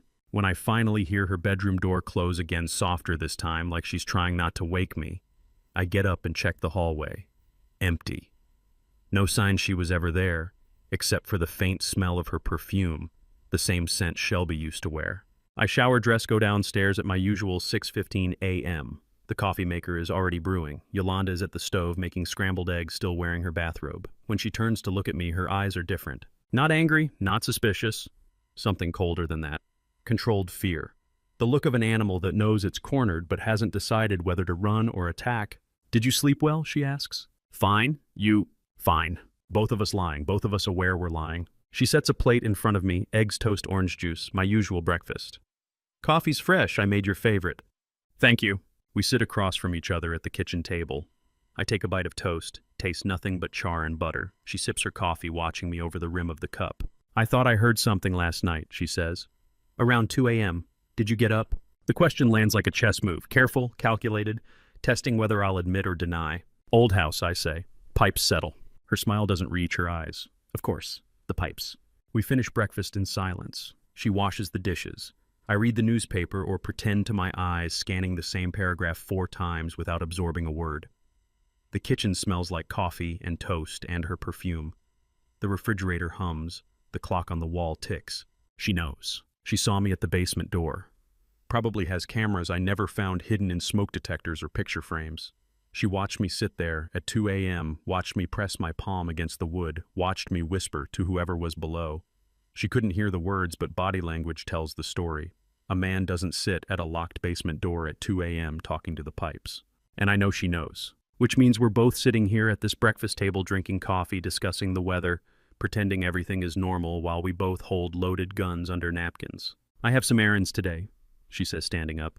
Grocery shopping. Maybe get my hair trimmed. Sounds good. Will you be home for dinner? Probably. I'll text you. Perfect. She walks upstairs. I hear her bedroom door close. I sit at the kitchen table for another 10 minutes listening to the silence, trying to calculate her next move. Does she run? Does she accelerate whatever final plan she has for Shelby? Does she disappear and leave the mess behind? Or does she think I don't actually know anything, that I was just checking on foundation damage or investigating a noise and she's overreacting to harmless behavior? I spend the day at the airport maintenance hangar pretending to review flight logs. My phone stays in my pocket waiting for Agent Shelton's update. Every hour that passes feels like a week. At 6:47 p.m. my phone buzzes. The message is encrypted, shows up as random characters until I open the secure app. 3 lines of text. Urgent. Caldwell apprehended IAH, Terminal D attempting international departure. Emirates EK211 to Dubai. Full cooperation secured. Timeline compressed, raid 0630 tomorrow. Confirm ready status. I read it 3 times. Russell Caldwell tried to run. Bought a one-way ticket to the United Arab Emirates no extradition treaty and almost made it to the gate before FBI grabbed him. And now facing decades in federal prison, he's cooperating, giving them everything. Bank records, email correspondence, recorded conversations with Yolanda. The coordinated plan is now compressed to 12 hours. Raid execution tomorrow morning, 6:30 a.m. I type one word, ready. When I look up from my phone, Yolanda is standing in the doorway of the living room watching me. She's changed into jeans and a sweater, Shelby's clothes, Shelby's style, and her hair is down around her shoulders. What are you looking at? She asks. Nothing, just work email. You had a strange expression. Did I? She walks over, sits on the couch across from me. The TV is on some cooking show neither of us is watching. The room smells like the candle she lit earlier, vanilla and cinnamon. I was just thinking, I say, how much you look like Shelby. Her smile freezes for half a second. I am Shelby. Of course. I just mean more than before, like you're getting better, recovering. The doctor said it would take time. They did. 12 hours, 720 minutes, 43,200 seconds until my wife walks free or dies in that basement. The clock on the wall reads 6:47 p.m. Yolanda picks up the remote, changes the channel to a home renovation show. On screen, a couple is choosing between 2 kitchen designs, debating backsplash tiles like it's the most important decision of their lives. I look at the woman sitting across from me. My wife's face, my wife's hair, my wife's body, holding my actual wife captive 15 feet below us. 12 hours left. One way or another, it would all be over. At 11:28 p.m., Clyde's voice crackles through the earpiece. Sugarland team moving on Barton's clinic, now stand by for confirmation. I'm sitting in an FBI surveillance van parked 3 houses down from my own townhouse, watching the bedroom window where Yolanda went to sleep an hour ago. We ate dinner together at 8 p.m., chicken and rice, polite conversation about the weather. She asked if I wanted dessert. I said no. She cleared the dishes. At 10 p.m., she said goodnight and closed her bedroom door. Now I'm in a van that smells like coffee and electronics, wearing a tactical vest over my shirt, listening to federal agents coordinate a 3-location simultaneous arrest. The hours between dinner and now felt like underwater swimming. Every minute stretched, every word at the table tasted like metal. Barton secured, Clyde's voice says. 11:32 p.m., no resistance. Medical board running license verification now. I watch my house through the van's tinted window. The bedroom light stays off. Yolanda doesn't know yet that her conspiracy is collapsing around her. Medical board confirms, another voice says through the earpiece. License NPI number registered to Marcus Hoffman, Minneapolis physician. License revoked April 2021. Malpractice settlement, patient death during routine surgery. Hoffman died January 2022. Barton's been using a dead doctor's credentials. The information lands like a punch. Perry Barton, the man who examined Shelby 8 months ago, who certified her paralysis, who signed discharge papers and home care authorizations, stole the identity of a disgraced dead physician and forged every single document. Offshore accounts frozen, Clyde continues. Grand Cayman 2 accounts totaling $847,000. Wire transfers match timeline from Vincent's sister. July through November, 11 deposits ranging 40 to 90,000 each. I close my eyes. $847,000 paid to a con artist with stolen credentials. 8 months of fake doctor signatures. 247 days of fabricated medical certifications. Every form, every paralysis assessment, every piece of paper that kept Shelby trapped in my house lies typed on stolen letterhead by a man using a dead physician's license number. Emerson, you're clear to proceed, Clyde says. We breach on your signal. Remember, wife extraction priority 1. I pull off the earpiece, open the van door, step out into December air that smells like rain and cut grass. 2 tactical agents fall in behind me. We walk up the sidewalk to my front door, my house, my key, my wife buried in the basement while her sister sleeps in our bed. I unlock the door. The house is dark except for the nightlight in the hallway. Silent except for the hum of the refrigerator and the distant tick of the kitchen clock. The tactical team enters, first weapons drawn, spreading through the ground floor in coordinated silence. I follow them into the living room. Yolanda is standing in the middle of the room, fully dressed in jeans and a jacket phone in her hand. Not asleep, not surprised. Waiting. When she sees the tactical team, she freezes. The phone drops from her hand, hits the carpet without a sound. Yolanda Vincent, Clyde says, stepping forward with credentials and handcuffs. FBI. You're under arrest for kidnapping, fraud, conspiracy to commit murder. You can't prove anything, she says. Her voice is calm, almost amused. No one will believe you. You only have words, Forrest. It's the first time she's said my name in weeks. The first time she's broken character since she walked into my hospital room 9 months ago pretending to be Shelby. I need the basement key, I say. She looks at me. Not at Clyde, not at the agents surrounding her. At me. Her eyes, Shelby's eyes, genetically identical, hold something I can't name. Rage, maybe, or grief, or love twisted into something unrecognizable. She loved you, Yolanda says quietly. I love you. What's the difference? The key, now. Her hand goes to her pocket, pulls out a single brass key on a plain ring. Her hand is shaking. She holds it up between us like an offering or a threat, I can't tell which. You could have been happy with me, she says. We could have had everything. The money, the house, the life. No one would have ever known. The key. She stares at me for another 3 seconds. 4, 5, then her fingers open. The key hits the floor. One small metallic sound. Thunder. I bend down, pick it up, feel the cold brass against my palm. The metal is still warm from her pocket. Yolanda is saying something behind me, crying maybe, or cursing, or praying, but I don't turn around. Agent Shelton is reading her rights. Another agent is securing handcuffs. The sounds blur together into white noise. I step over her, literally step over her body, where she's sunk to her knees on the carpet, and walk to the basement door. The key slides into the lock. 9 months since this door was locked. 9 months since Shelby disappeared from my life and this stranger wearing her face took her place. Behind me, Yolanda is still talking. You'll never forgive yourself, Forrest. You'll look at her and see me every day, every night. We're identical. You'll never unsee it. I turn the key. The lock clicks open. The key fell to the wooden floor, small metallic sound like thunder in the silent house. I bent down, picked it up, felt the cold brass against my palm. Yolanda was on the floor behind me, saying something, crying maybe, but I didn't turn around. I stepped over her, walked to the basement door, and put the key in the lock. The door swings open and the smell hits me first. Stale air, confinement, 8 months of darkness compressed into one breath. Emerson, we're right behind you. Medical team standing by. Clyde's voice calls from above. I don't answer. I flip the light switch. Nothing. The bulb is out or the wiring's been cut. The FBI medic behind me clicks on a flashlight and the beam cuts through the darkness, illuminating wooden stairs descending into black. I take the first step. The wood creaks under my weight. Second step. Third, each one groaning like it hasn't been touched in years, though I know someone's been walking these stairs every day, bringing water, bringing food, keeping Shelby alive while pretending she didn't exist. The temperature drops as I descend. The air gets thicker, harder to breathe. The flashlight beam sweeps the concrete floor at the bottom. I can see the edge of a mattress. Water bottles lined against the wall, a bucket in the corner. The basement is small, maybe 12 by 15 feet. No windows. One bare bulb hanging from the ceiling, dark. The concrete walls are unpainted, raw. This is where my wife has been living. This is where Yolanda buried her. Shelby! My voice sounds strange in the enclosed space. Hollow. Shelby, can you hear me? Movement in the far corner. A shape against the wall darker than the surrounding darkness. The medic aims the flashlight, and there she is. Shelby is sitting on the floor, back pressed against the corner where 2 concrete walls meet. Her hair is long past her shoulders. It was short 9 months ago. a pixie cut she got a week before the accident. Now it's grown out, tangled, and matted. Her face's gaunt cheekbones sharp and prominent.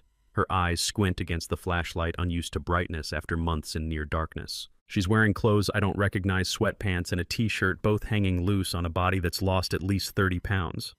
Her arms are thin, skeletal. Her skin is pale, the color of someone who hasn't seen sunlight in 8 months.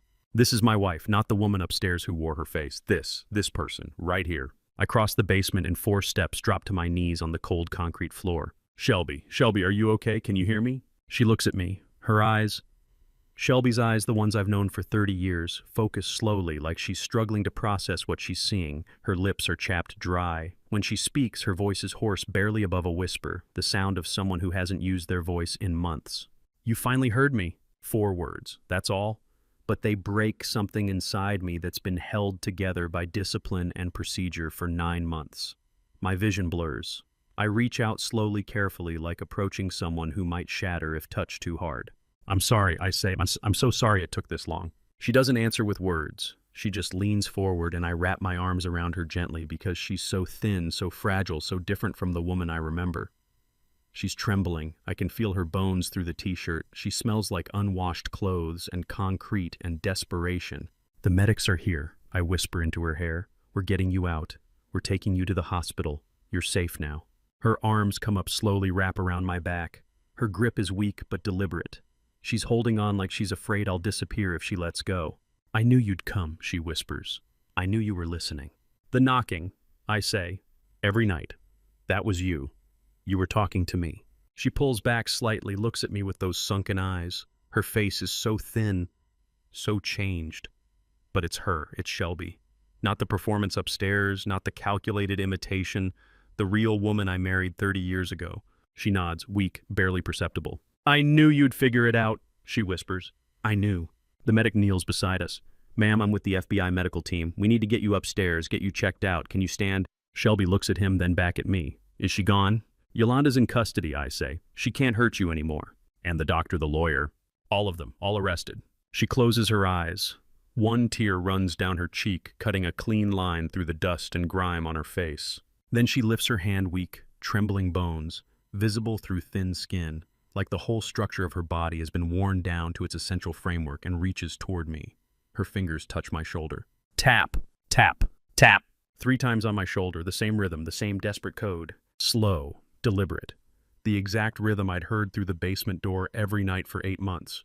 Not random knocking, not pipes settling or mice in the walls or foundation damage or any of the explanations I'd invented to make sense of sounds I couldn't explain. Her, talking to me the only way she could.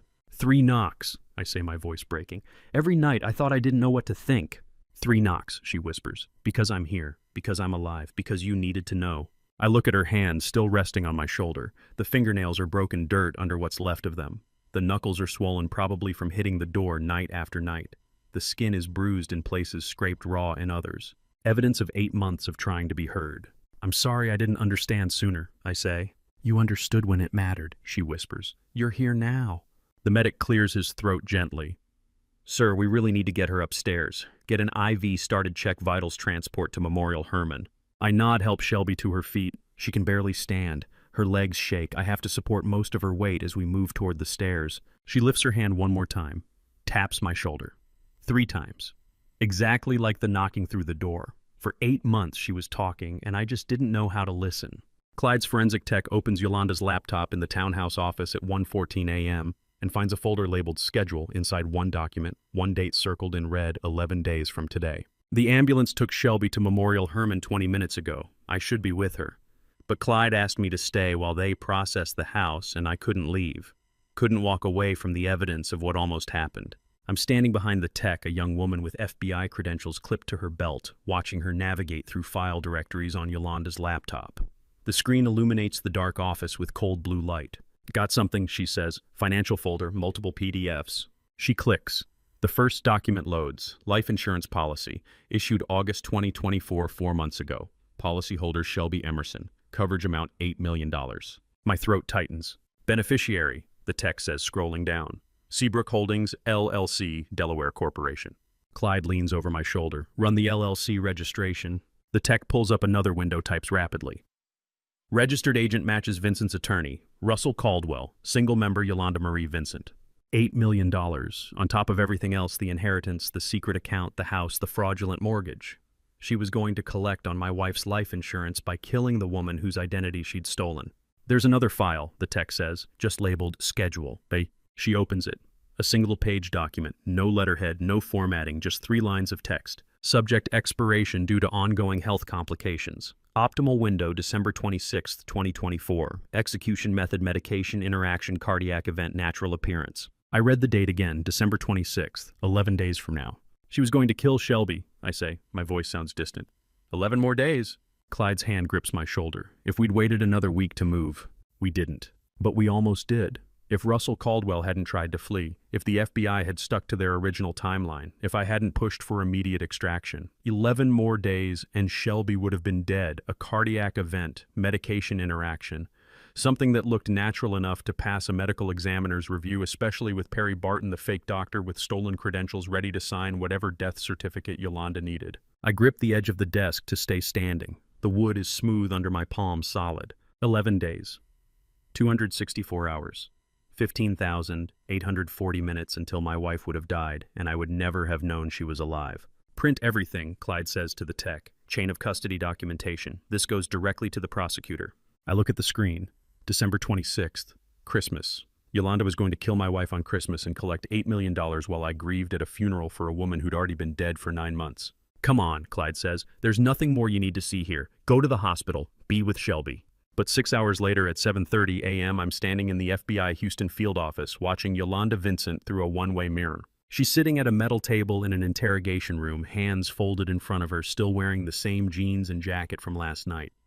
Her hair is pulled back in a ponytail. No tears, no shaking, no visible distress. She looks like someone waiting for a bus, not someone facing federal kidnapping and conspiracy charges. The interrogating agent, a woman in her 40s, dark suit, professional demeanor, sits across from her with a folder open. We found the insurance policy, the agent says. $8 million. We found the schedule. December 26th, 11 days from now. Yolanda doesn't respond. You had the plan in place, the agent continues. The access, the timeline, the fake doctor ready to certify cause of death. Why didn't you execute? Long silence. Yolanda looks down at her hands, then up at the mirror. She can't see me, but I feel like she's looking directly into my eyes. Because I didn't want to anymore, she says quietly. That's not an answer, the agent says. What changed? Yolanda doesn't respond, just looks back down at her hands. Ms. Vincent, you're facing life in federal prison. Cooperation at this stage. I already told you, Yolanda says. I didn't want to anymore. That's the answer. Clyde is standing beside me in the observation room. She stopped, I say. Not because we were close to discovering her. She stopped before that. Remorse, Clyde asks. No. I think about the teriyaki beef, the way she looked at me across the dinner table, the conversation about starting fresh, about being happy together. She fell in love with me, the real me, not the assets or the money or the plan, and she couldn't go through with killing Shelby because of it. How do you hate someone who imprisoned your wife but chose not to kill her because she fell in love with you? Through the glass, Yolanda sits perfectly still. The agent keeps asking questions about the timeline, about Russell Caldwell's involvement, about Perry Barton's role, but Yolanda has stopped answering. She's just looking at her reflection in the mirror, looking at me without seeing me. The agent closes her folder, stands up. We'll continue this after you've consulted with your attorney. Yolanda doesn't move, just sits there with her hands folded on the metal table, staring at the mirror. I need to go, I tell Clyde. I need to be with Shelby. Go, he says. We'll handle the rest. But I don't move. I stand there watching Yolanda Vincent sit perfectly still, hands folded on the metal table, looking at her own reflection in the mirror, looking at me without seeing me. The agent kept asking why she stopped, what changed, but I already knew. She said, I don't want to anymore, 4 words, and I knew they weren't about money or fear or getting caught. I don't know what to feel. Shelby's voice is hoarse and unfamiliar after 8 months of basement silence, but she speaks clearly into the FBI recorder propped on the Memorial Hermann Hospital bed tray. I heard everything through the vents. I left the FBI interrogation room 36 hours ago and came straight here. Shelby's been recovering IV fluids, vitamin supplements, physical therapy to rebuild atrophied muscles. Now she's sitting up in bed, her hand in mine, giving testimony like she's been waiting 9 months to speak. Clyde is on the other side of the bed, notepad open, recording everything. The heating vents, Shelby continues, Her voice cracks on certain words, unused to extended conversation. She didn't know sound carried to the basement. I heard names, numbers, plans.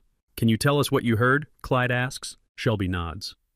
Russell Caldwell visited twice, talked about estate transfer timing, probate schedules. Perry Barton came once worried about the certification trail, wanted assurance his fake credentials wouldn't be traced, and 4 others I didn't recognize. She recites names: Sarah Mitchell, Gregory Barnes, Olivia Freeman, Marcus Donovan, then account numbers, Grand Cayman routing codes, wire transfer amounts, meeting dates from July through November. I memorized everything I heard, she says. Had nothing else to do but listen and remember. I squeeze her hand. The bones feel fragile under my palm, but her grip is stronger than yesterday, stronger than it was in the basement 2 nights ago. These details are extremely helpful, Mrs. Emerson, Clyde says. We'll verify everything against our investigation. Shelby looks at me. Her eyes are clearer now, less haunted than when I found her in the dark. Did I help? You helped, I say. You did everything right. But 6 hours later, Clyde pulls me aside in the FBI Houston field office hallway, away from other agents, and his expression tells me something's wrong. Your wife's testimony, he says quietly. 70% matches our investigation. The other 30% dead ends. I don't understand. What do you mean? The 4 additional names she provided, none of them match any leads we've developed. The account numbers trace to empty shell corporations established last month, too recent to be part of the original conspiracy. The realization hits slow then all at once. Yolanda knew Shelby was listening. She fed false names through those vents deliberately, Clyde confirms. Sacrificial pawns. If Shelby escaped and testified, we'd waste resources chasing ghosts while real accomplices disappeared. Even the victim's testimony was a minefield. Even rescue came with traps. But you said 70% matches, I say. Russell Caldwell, Perry Barton, those were real. Yes. She had to mix truth with lies to make it believable. Caldwell and Barton were always going down, she sacrificed them. But the 4 additional names were insurance, decoys to protect higher-level accomplices we hadn't identified yet. Had I catch the past tense. Clyde nods. We got Trina Hart independently this morning. Bank official 51 works in Wells Fargo's fraud investigation division. Been feeding Yolanda inside information on transaction monitoring for 18 months. Forensic accounting caught her not testimony. We traced irregular access patterns to offshore account verification systems. He shows me a photo. A woman in business attire, professional headshot, Trina Hart. I've never seen her before. The real network is dismantled, Clyde says, but not because of what Shelby heard through the vents, because of what we found independently. I lean against the hallway wall. The fluorescent lights overhead hum sterile and constant. Does Shelby know? I ask. We briefed her an hour ago, Clyde says. She took it well. Said she should have realized your sister-in-law was too loud on those calls, too specific with the numbers, wanted Shelby to hear.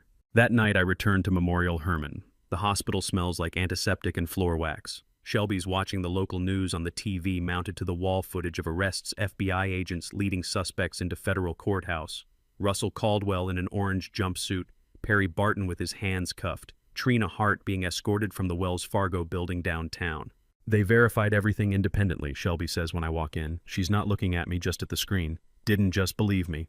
You gave them the starting point, I say. That matters. She shakes her head. The starting point was wrong, 30% false. If they'd believed me without verification, real criminals would have walked. I sit in the chair beside her bed. The vinyl creaks under my weight.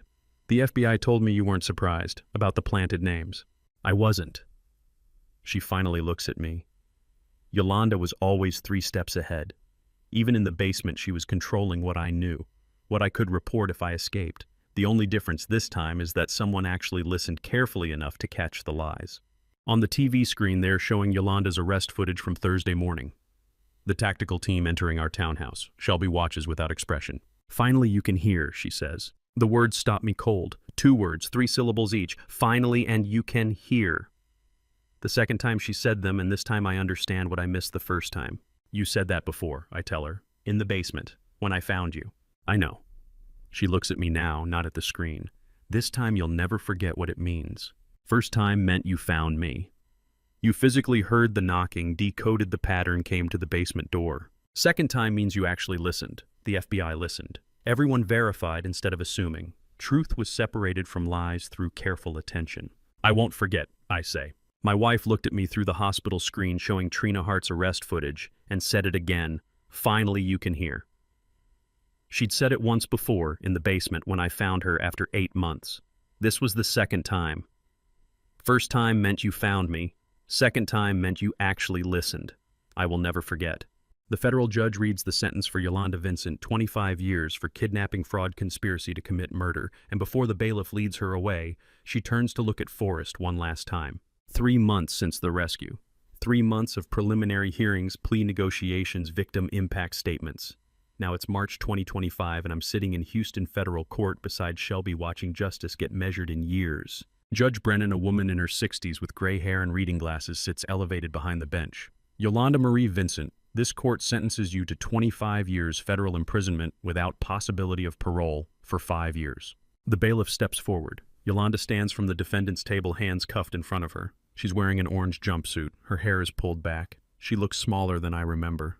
And then she turns, not to her attorney, not to the gallery, to me. She looks at me for 5 seconds, doesn't speak, doesn't smile or cry or plead, just looks, like she's trying to memorize something before it disappears forever. My face, my eyes, the man she fell in love with while destroying his life. I don't look away. Then the bailiff touches her elbow and she turns forward and they lead her through the side door. Judge Brennan continues. Russell Caldwell, 18 years. Perry Barton, 12 years. Trina Hart, 8 years. Basil Pierce, 3-year sentence, suspended conditional on full cooperation, commercial pilot certification, permanently revoked. The gavel comes down, 3 sharp cracks against wood. This court is adjourned. Shelby reaches for my hand. Her grip is still weak, but stronger than last month. It's over, she whispers. It's over, I repeat. That same week, I sit in a bank attorney's office signing asset recovery documents. Total recovery, $18.5 million, the attorney says. Fraudulent mortgage, voided offshore accounts, seized, investment accounts restored. The court executed your mother-in-law's original will. Sign here. I sign where he points. Don't read the fine print. Don't ask about tax implications or distribution schedules. Through the glass partition behind the attorney's desk, I can see into the hallway. Shelby is out there with her physical therapist, a woman named Monica who comes twice a week. Shelby takes 3 steps with a cane, pauses, takes 3 more. Mr. Emerson, do you have questions about the distribution? No, I say, watching Shelby walk. $18.5 million recovered. Didn't read a single line, just watched my wife take 3 steps with a cane and thought this is the only number that matters. May 2025. 14 months since the accident, 5 months since the rescue. Shelby walks out the front door of our townhouse, her first time outside in over a year, moving slowly with a cane, 1 careful step at a time down the porch stairs. Lorraine Wolfe is waiting at the gate. She sees Shelby and her face crumbles. She opens the gate, hurries forward, wraps her arms around Shelby gently like she's afraid of breaking something precious. I heard you through the wall for months, Lorraine says, crying. I should have called someone sooner. I'm so sorry. You wrote it down, Shelby says. You heard me, that's enough. Lorraine pulls back, wipes her eyes. I want you to have this. She hands Shelby a spiral notebook, the kind kids use for school. Blue cover, college-ruled pages. Shelby opens it, page after page of dated entries in Lorraine's handwriting. April 3rd, 2024, 11:47 p.m. Knocking sound rhythmic, 3 knocks repeated. April 8th, 2024, 1:22 a.m. Knocking again, same pattern. April 15th, 2024, 12:30 a.m. Knocking 3 times, pause, 3 times. 47 entries spanning April through December. So you know you weren't forgotten, Lorraine says. Every single day I heard you. Shelby is crying now, holding the notebook against her chest. Every single day. Thank you for listening when no one else did, I tell Lorraine. I just wish I'd been braver sooner, she says. 47 nights. 47 entries in a neighbor's spiral notebook. 47 times someone heard my wife and wrote it down. Memory carved in ink. That same week I drive to Katy to visit Nettie Newberry. She opens the door looking 10 years older than when I met her last March. Dark circles under her eyes. Guilt written in every line of her face. Mr. Emerson, she says, I didn't expect come in. We sit in her living room. She makes tea neither of us drinks. I knew something was wrong, she says finally, when the blood types didn't match. When the woman in the hospital bed looked at me like she'd never seen me before. Your sister-in-law paid me to stay quiet, $20,000. I've lived with that for 8 months. You kept the photocopied records anyway, I say. That's why we had evidence. I don't deserve thanks, she says. I took money to stay silent while your wife was in a basement. Your conscience kept those copies, I tell her. That matters. I'm not a good person. I think about 47 nights of knocking logged in a neighbor's notebook. About 8 months of conspiracy enabled by people who knew something was wrong but stayed silent. About Yolanda who fell in love and couldn't kill. About Basil, who betrayed and then cooperated. About this nurse sitting in front of me who took blood money and still photocopied proof because some part of her knew it was wrong. No one is entirely deserving or unworthy, I say. You did the right thing when it mattered most. Nurse Nettie Newberry sat in her Katy living room and said, I don't deserve thanks for keeping those records. I took money to stay quiet. I thought about 47 nights of knocking logged in a neighbor's notebook, 8 months of a conspiracy enabled by people who knew something was wrong but stayed silent, and one nurse whose conscience made her photocopy proof anyway. I said no one is entirely deserving or unworthy. You did the right thing when it mattered most. And I meant it. 6 months after the rescue, I sit in a Boeing 777 cockpit at 35,000 feet over the Pacific Ocean at night, and for the first time in a year, when I look down at the black water, I don't feel afraid. The instrument panel glows soft blue and green. The autopilot is engaged.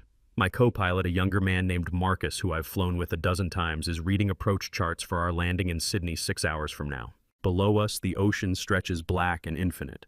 Scattered ship lights dot the surface like stars reflected in dark water. No land visible in any direction, just ocean and sky, and the thin aluminum shell of this aircraft carrying 200 passengers through the night. I used to love these flights. Then for a year I couldn't take them. Couldn't look down at that black water without thinking about Shelby trapped in a basement while I flew across oceans unreachable. Now I look down and think she's home. Really home. Safe. Not in a hospital bed, not in a therapy facility. Home in our Houston townhouse, probably asleep in our bed, the real bed, with the windows open and the ceiling fan turning and no locks on any doors. Captain, you all right? Marcus asks. You've been quiet since Honolulu. For the first time in a long time, I say I'm really okay. He nods, goes back to his charts. I told Shelby through the basement door that night when I didn't know if she could hear me. When I fly the Pacific at night, I look down at the black water and think about you. Every single flight. Now I look down and think she's there. Not in my memory or my fear. Actually there, at home, breathing, alive, recovering. The ocean looks different now, not lonely, just dark and vast and indifferent, the way oceans are supposed to look. 35,000 feet above the Pacific, wife safe at home in Houston. No basement, no imposter, no knocking through doors, just flight and home and finally peace. 2 months later, August 2025. I stand at the far end of a physical therapy room in Memorial Hermann Hospital with my arms outstretched. Arms out. I call across the 15 feet of polished floor between us. I'm right here. Take your time. Shelby stands at the other end holding a walker. She's gained back 20 of the 30 pounds she lost. Her hair is shorter. Now she cut it herself last month, said she wanted something that felt like hers. She's wearing athletic clothes, sneakers. Her physical therapist, Dr. Helena Cross, a woman in her 40s with kind eyes and infinite patience, stands to the side with a clipboard. 10 steps, Dr. Cross says. You've done 8 with the walker. Time to try 10 without. Shelby looks at me. You'll catch me if I fall. I'll catch you. She releases the walker. Her hands come up slightly for balance. Her legs are stronger than they were 6 months ago, but still rebuilding muscle that atrophied during 8 months in a basement. She takes the first step. Her right foot lifts, moves forward, sets down. Weight shifts. Left foot follows. Step 1. Step 2. I keep my arms out ready. Dr. Cross watches but doesn't move. This is Shelby's moment. Step 3. Step 4. Her breathing is steady. Her eyes are locked on mine. Not on the floor, not on her feet, on my face. Step 5. Step 6. Step 7. She's halfway across the room. Her hands are still up, fingertips spread for balance. Her body sways slightly with each step but doesn't fall. Step 8. She stops, stands still, looks at me with an expression I can't quite read. Are you counting? She asks. Step 8. She stopped and asked, are you counting? Yes. I'd been counting since the first knock through the basement door. I am, I say. She smiles, a real smile, the kind I haven't seen since before March 2024. Good, she says. Step 9. Step 10. She reaches me. I catch her not because she's falling, but because she leans into my arms deliberately. Her weight against my chest, her head on my shoulder, her breathing warm against my neck. Behind us, Dr. Cross quietly leaves the room. The door clicks closed. 10 steps, Shelby whispers. Did you count all 10? Everyone. She pulls back slightly, looks up at me. I counted 47 nights of knocking, every single one. Even when I didn't think anyone was listening, I counted. I know. 3 taps on your shoulder when you found me. You counted those. I counted. Now 10 steps. Now 10 steps. She rests her head against my chest again. I hold her carefully like something precious that was lost and then found. 10 steps without the cane. I counted every one. When Shelby asked, are you counting at step 8, I realized she'd been counting too. 47 nights, she knocked through the basement door one tap at a time, 3 taps on my shoulder after rescue, now 10 steps across a therapy room. She always counted each step, each knock, each moment. Even when no one was listening, she was counting. And now I count with her. December 2025. 1 year after the rescue, and my wife stands in our kitchen making coffee without a cane, and the smell is just coffee. Nothing else. No fear, no paranoia, just Monday morning and caffeine. 4 months ago, she took 10 steps across a therapy room, and I counted every one. Now she moves from counter to table carrying 2 cups without thinking about balance or muscle strength or whether her legs will hold her weight. She just moves, the way people are supposed to move. Sunlight comes through the kitchen window, the same window where Lorraine Wolfe used to hear knocking through the wall and write it down in a spiral notebook. Now it's just a window with morning light and no sounds except coffee brewing and the refrigerator humming. I sit at the table with my tablet reviewing my flight schedule for the week. Houston to Tokyo Wednesday morning, back Sunday evening, 4-day turnaround, normal pilot rotation, normal life. Shelby sets a cup in front of me. Here. Thank you. I take the cup, watch her move easily back to the counter for her own. Which route this week? She asks, sitting across from me. Houston, Tokyo Wednesday morning, back Sunday evening, 4-day turnaround. She sips her coffee. The steam rises between us in the sunlight. A year ago I couldn't stand. Now I'm asking about your flight schedule like it's normal. It is normal, I say. Finally. A year ago today, December 15th, 2024, FBI agents breached our townhouse at 12:15 a.m. I stepped over Yolanda Vincent's body in the living room, unlocked the basement door with a key she dropped, and found my wife emaciated and weak in a corner. Now Shelby sits across from me drinking coffee she made herself, asking about my work schedule, planning her week. This is what victory looks like. Not dramatic, not cinematic, just Monday morning coffee and sunlight and normal conversation about flight schedules. She looks at me over the rim of her cup and there's a slight smile on her face, something mischievous in her eyes. Remember to lock the basement door before you leave, she says. I look up from my tablet, our eyes meet. Long pause, then we both start laughing. Real laughter, not nervous or bitter or broken, actual, genuine laughter. We laughed. About the basement, about the knocking, about 8 months of imprisonment, and the laughter was real, not bitter, not broken. Healed. Too soon? Shelby asks, still laughing. No, I say, wiping my eyes. Perfect timing, actually. A year later and we can finally laugh about it. The laughter fades slowly. We sit in the warm silence that follows the kind of silence that feels comfortable instead of threatening. Shelby reaches across the table. I take her hand. Our fingers interlock. I'm glad you're here, she says. I'm glad you found me. She squeezes my hand. We found each other. I think about the year that just passed. 47 knocks through a basement door that I couldn't explain. 3 taps on my shoulder when I finally pulled her out of the dark. 10 steps across a therapy room without a cane. Every number counted. Every moment mattered. Yolanda Vincent is serving 25 years in federal prison. Russell Caldwell, 18 years. Perry Barton, 12. Trina Hart, 8. Basil Pierce lost his pilot's license and his family and has to live with what he did. The assets were recovered. The house is ours. The inheritance was executed correctly. $18.5 million restored to its rightful owner. But none of those numbers matter as much as these one wife. 1 year of recovery, 1 Monday morning drinking coffee together. I finish my coffee, stand up, carry my cup to the sink. When do you leave? Shelby asks. Flight departs at 10 a.m. Wednesday. I'll head to the airport around 7. I'll make you breakfast before you go. You don't have to. I know, I want to.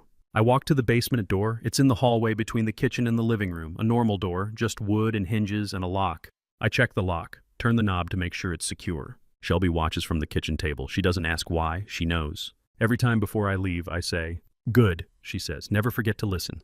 If you take nothing else from this story, take this listen when someone is knocking. Count when someone is counting. Hear the ones you love before silence becomes permanent." I lock the basement door every time before I leave for a flight.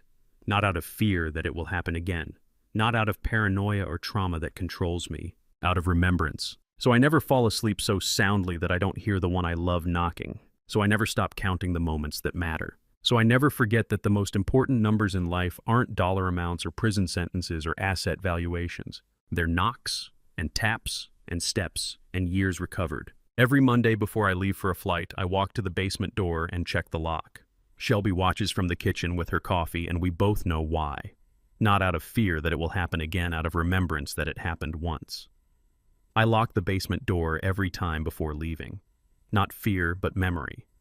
so I never fall asleep so soundly that I don't hear the one I love knocking. And to you listening to my story, remember this: the people closest to you deserve your attention most. Don't make my mistake. I was so focused on being a good caregiver that I stopped truly seeing the person in front of me. I didn't ask hard questions when blood types didn't match. I didn't investigate when my wife's personality shifted overnight.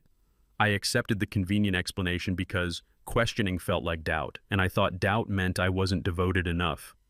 But doubt isn't disloyalty. Sometimes it's love protecting itself. Family betrayal cuts deeper than any stranger's crime because it exploits the trust we rely on most. When someone who shares your blood uses that intimacy as a weapon, it rewrites your understanding of safety. But healing isn't about forgetting, it's about counting what matters: 47 knocks, 3 taps, 10 steps without a cane. I believe God allowed me to hear those knocks so I'd never stop listening when the ones I love need me to hear them. Family betrayal taught me that love means staying awake, staying vigilant, never assuming silence means everything is fine. If this story moved, you leave a comment. Have you ever had to choose between trusting your instincts and trusting someone you love? Your perspective matters. Share this with someone who needs to hear it. And if you want more stories about resilience and finding truth, subscribe to. I share these stories because they matter, and so do you. Thank you for staying until the very end. It means more than you know. Final reminder: certain details have been fictionalized for storytelling. But the heart of this message about listening, counting what matters, and never falling asleep to the people you love, that's real.